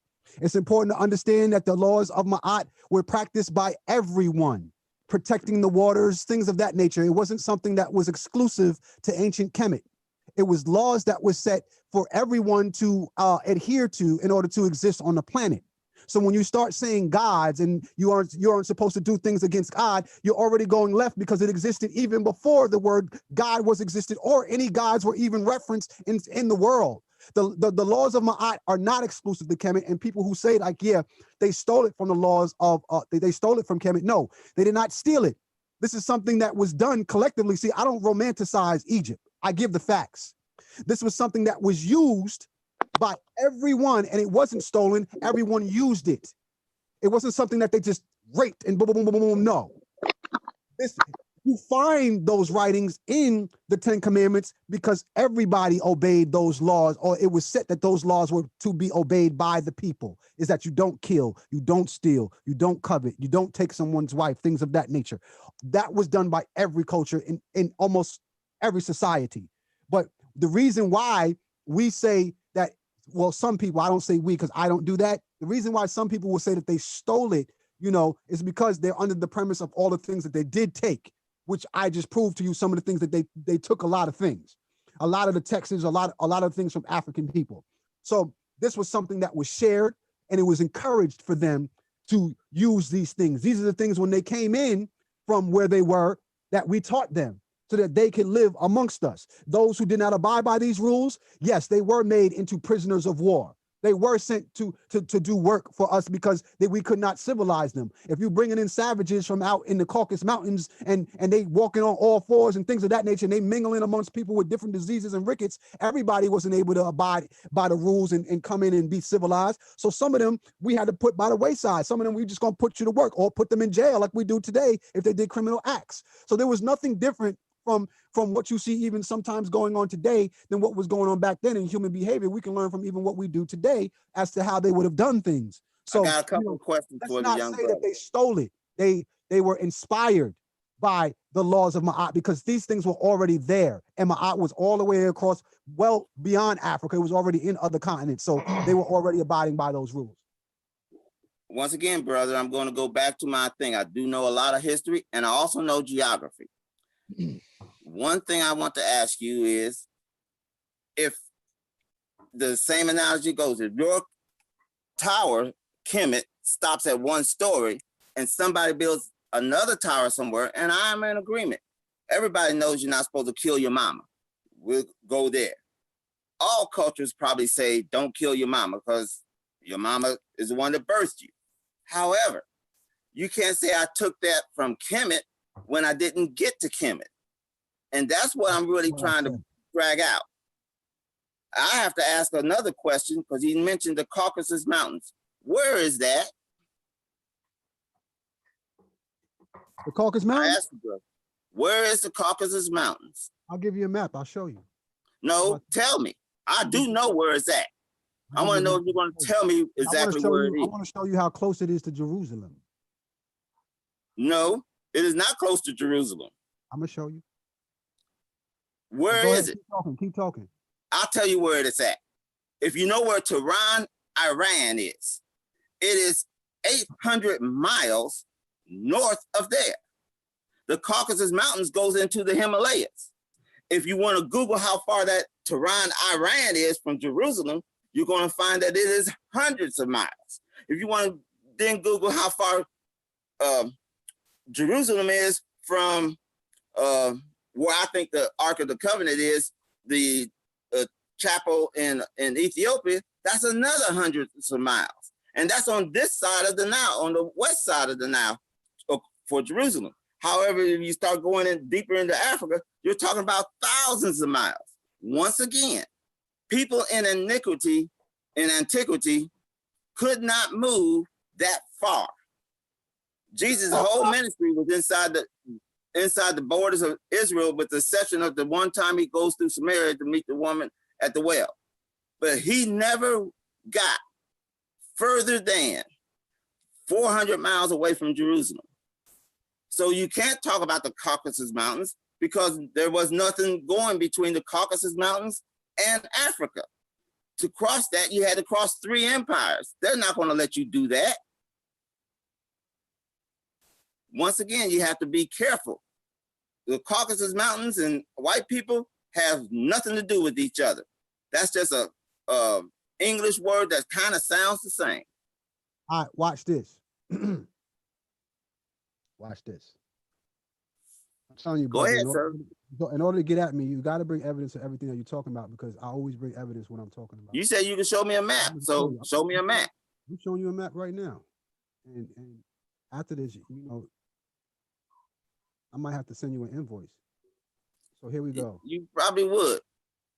This is called the Psalter map. If you look here you see Jerusalem putting themselves in the middle of the world. And here you can see the. When did this map come out, brother? I'll bring it back for you. This is an older map. This doesn't matter. Oh yeah, it's old as fuck. So let's look at it. Here you see Jerusalem, right? I want to know the date. Then I'll give it to you, don't worry. You see Jerusalem put themselves in the middle so that you know that they're the ones who created this map. That's why they put themselves in the center. Understandable. Look over here. Here's the Caucasus Mountains right here. Where? You can see the waterways. This is it right here. Here's the waterway that runs through it. See this? The Caucasus Mountains start the Ganges River. Hold on, brother. And here you can see right here, right? And you can see all the beings with. How do you know that's the Caucasus Mountains? All the beings, hold on. All the beings here inside of those caves that they were dealing with, who had rickets, the white people. You see, they painted them white for a reason. Hold on. How do you know that was the Caucasus Mountains on that map? When you study the Psalter map, you'll know what it is. Study the Psalter map. I'm going to give it to you. I'm going to give you all the resources that I give you. Well, show me a name or something on there that gives you evidence that is the Caucasus Mountains on the map. You have to learn Latin, so you don't know Latin. So now, if you look here, show me the word in Latin. I can Google the word in Latin. My brother, look here. Let me finish what I'm saying, and I'm going to give you all the resources so you can do the work. Now, if you look here, you see all the beings here, and they're white. So you can't say that Jerusalem wasn't dealing with white people, because they're the ones who's writing this on this map that they were dealing with white people. And as you can see, they have these deformities. You see here, look at his legs. Oh man. These are the people that had rickets. These were the albinos that we sent from out of Africa up into the north, into the caves. How do you know this? There's no difference there's no distance enough to say that they didn't deal with white people in caves. It's right here on the map. You can see it. So now I'm going to give you the resource so you can go and look at it, because this is the Psalter world map. Notice they call it the world map. Even though it's not a map of the world, Jerusalem sees themselves as the center of the goddamn universe. So they call it the Psalter world map. This map was created, I believe, in the 1500s, 1520, somewhere around there. I'm gonna see if I can pull up a date for you. Actually, it's before that, circa 1225. It would have to be before that. Yes, before that, circa 1225. This is from the medieval times, is when this map was created. So to sit here and say that y'all didn't deal with white people from out of the Caucasus Mountains, but yet you making maps with them in your map, because you could have left you could have left them out. But no, you put them in your map because this is the only place white people were during that time. They was up in the mountains. You know that is the Caucasus Mountains is my question. Here you can see right here the river. What right river here, is that? runs through Africa. You see here where it says Egypt right here? This is the river that runs through Africa. Here you can. This is how you know the Nile River, how it goes to the Tigris. You know how it fans out. That's what you're looking at right here. And these people actually mapped this out themselves. They wasn't like they had planes or Google Maps. They had to actually walk the terrain in order to make the map. So that means the people of Jerusalem had to have been associating with the people over here in these goddamn mountains, bro. Okay, so where are you coming from with your theory that y'all didn't associate with the people? How did you know here, they were there? How did you know that they were there if you didn't walk? You have your facts, but you don't have the right conclusion. No, time out. How did you know that the white people were in these caves and in these mountains if you did not walk over there and go see them? Because the only way you would know that they were Quick announcement. Topographical map was if you went there. We got an announcement. We're gonna go another 10 minutes on this, so we're gonna end 9:30 my time. So let's go ahead and get in our questions. Let's figure out exactly where we are, and we're gonna run this another 10 minutes. Mr. Stewart, did you have a question? Point of contention. First off, I didn't say that the Jerusalem didn't deal with white people. I said that they didn't go to the Caucasus Mountains. Second point of contention. The map that he showed, great map, great fact. But once again, that doesn't match what the world is today. Mountains don't move. So if the Caucasus Mountains are above Tehran, Jerusalem obviously drew an incorrect map. So once again, his fact was wrong that it was his fact was right that he had a map. His conclusion is wrong because he's basing his conclusion off of a faulty map. So you have to be careful. If the map is faulty, you cannot then use that map as a factual base. You can use the fact that the map is there. Jerusalem, like he said, drew it in the middle. We know that Jerusalem is not the middle of the world. Actually, they knew that then. I'm going to study that Psalter map, but I believe that map is just a continuation. For example, I can draw Indianapolis as the middle of the world if I center my map on Indianapolis. It doesn't mean that I believe Indianapolis is the middle of the world. It just meant that I centered my map there and then drew out from there. My question is, how do we know that is the Caucasus Mountains? And just to say that is white people coming from that Caucasus. Hold up, let me finish. And just to say that is white people coming from the Caucasus Mountains. Well, I don't see anybody else of a different color anywhere on that map. So that could have been talking about themselves. I got you. So I mean, we can't just automatically say that this is the Caucasus Mountains and white people came from right here. And this is because they drew this way on this map from Jerusalem. I'm with Brother Stewart when he says that if we look at the actual map, mountains don't move. Let's look at the mileage in between the spaces. Let's look at the actual distances. Bro, Gerardo Mercado, who is the top cartographer, had not yet created grid lines. So these people had to walk this out and draw it as best as they were able to. Let's not look at his ability to draw as the means of the demographics being off. So now let me go into this really quick so I can show you how Israeli people were in the Caucasus Mountains. I'm going to share my screen. God, crazy.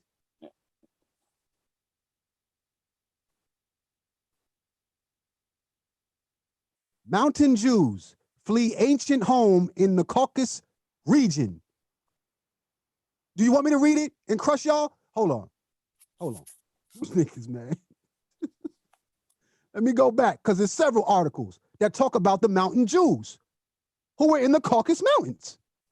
No, it said that they flee to the Caucasus So Mountains. let's deal with it. No, they flee their ancient home in the Caucasus Mountains.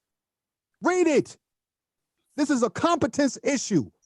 And I don't like dealing with incompetent people. Look, this is in 1993. Hold on. This is recent that they're telling you about the people that were living in the Caucasus Mountains of Jewish people. And they were there for more than 2,000 years. And where is that at? They're called the Kana Nayeva, is a mountain Jew, one of perhaps 50,000 who until recently lived and unsimilated in the villages and ancient cities of rugged Caucasus Mountains. Regions in Russia and Azerbaijan. Once again, brother. Hold on. Let me finish reading. Long after you're right. You're right. Stop. Stop. Once again, your fact is right. Your conclusion is wrong. Your fact is right. However, we're talking about ancient Jews. Was ancient Jews living there? Ancient Jews lived in Israel until they got scattered in 70 AD. If you talk about Jews now, I could have gone up to the Ural Mountains, which is up in Russia. They got some Jews up there, but I can't use that as that was their starting point. Once again, your fact is right. Your conclusion is wrong. And you have to be careful how you draw your conclusions. I'm listening to you all the time, brother. You are a fountain of facts. Trust me. And I will never go against your facts, but your conclusion to those facts sometimes leave a little bit to be desired. I think I'm competent, but even if I wasn't, you still should be able to explain it to me as a simpleton. I asked you how far the Caucasus Mountains were from Jerusalem. You never answered that question. You went to a map that was incorrect. I'd rather show you the map than for me to just tell it to you like you've been telling us and you haven't showed an ounce of proof of anything. I came to the table with nothing but facts from and articles and artifacts of everything that I'm saying. All you doing is talking. You doing.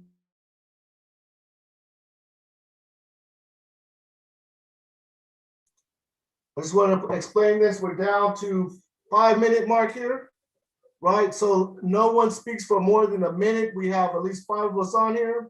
So everyone, we're going to go another minute each, and we're going to wrap it up. Up first, we're going to go with Brian. No, I was just saying that we just don't have a computer screen at the moment that we can just flip around. But I'm gonna give my time to Robert because it sounds like he got a lot to say. So go ahead and give my time to him. Robert. So Robert, that gives you a minute and a half. Unmute yourself. You cannot talk about the 1800s or the 1900s about antiquity, the 400, 500 BC. Learn historical context. Since you worried about my competency, I'm going to worry about yours. You cannot talk about 20,000 BC and equate that to 500 BC. Once again, I asked you how far it was from Caucasus Mountains nowadays to Jerusalem. Simple question. If you have to go into a long-winded answer on simple questions, you may want to look at your conclusion. That is just facts.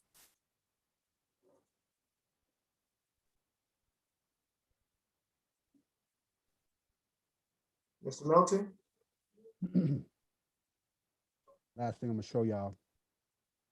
This is National Geographic. The study in cells shows that the migrants from the distant Caucasus Mountains combined with the indigenous population to forge the unique Canaanite culture that dominated the area between Egypt and Mesopotamia during the Bronze Age, lasting from approximately 3,500 BC until 1200 BC. He said that they weren't there during that time. This article contradicts everything that he says and shows that they were in the Caucasus Mountains. Those Canaanites were there. So now, I really don't have nothing to say to this guy because he doesn't deal with his actual facts. He will try to find and fight everything that I bring to him, even when right in front of his face. And it shows that these people were there. It shows the region. Instead of me just saying it, I'd rather bring up the actual artifact and the articles and facts. so that you can see it for yourself, so that you can't say Jamar told you. You can look at it and you can say, I did the research and I saw it for myself. All right, all right. I'm going to go ahead and bring on Michael Miller at this time.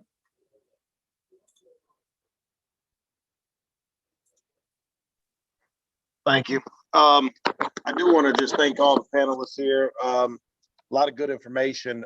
Again, as a neutral party, I see a lot of fighting of ideas and concepts that really hinder the progression of the conversation, but you got to work through those, and that doesn't happen overnight when you're dealing with cultural lenses and belief systems that they're protecting in their minds. And so I respect it, you know, everything that people are bringing to the table, but I want everybody to walk away with the fact that sometimes your own wall will allow you to miss what a person's really saying. And I really try to break my own walls down to take it from the angle that they're talking about. And I welcome everybody to do that. But again, I'm grateful to be here, and it's an honor. Thank everyone. All right, thank you for that. And I definitely appreciate everyone tuning in, everyone coming in. And to be honest, there's a lot of points that we were prompted to make. There are a lot of points. I mean, the amount of information that the Hebrews took out of kemet and the spirituality, there's mountains of information. And what we'll do is we'll go ahead and go point by point instead of going a general topic. I see that, you know, we've been on here for about 3.5 hours. We can go point by point. So why don't we do this? Why don't we put together our understanding, our history, and our evidence, bring up some primary sources, and go point by point on this next conference. How's that sound to everyone? Let me go ahead and unmute everyone here. Sounds good. I'm down with that. Yeah, I just want to say that I do appreciate being here with listening to all your thoughts and point of views. And I do see what Michael Miller is saying, and I agree with him wholeheartedly. You guys are clashing because your views are your views. And to cross over and see the other person is a little difficult. It's like having the navigation on it. And it's taking you in one direction. It's kind of hard to push it back to another direction. So when a word comes up that you perceive a different way, it's hard to understand it in another way. So that is a lot of the hindrance here. But like he said, it will continue to grow. The more you get together and you talk, it'll kind of melt down and you'll be able to understand the other person's point of view. But once you've been doing something for a long time, it's kind of hard to undo that. So that's what we have to do, a lot of undoing. And all right, so we appreciate everyone here. You guys have a good night. Until next time. All right, homie. Y'all be easy. Peace.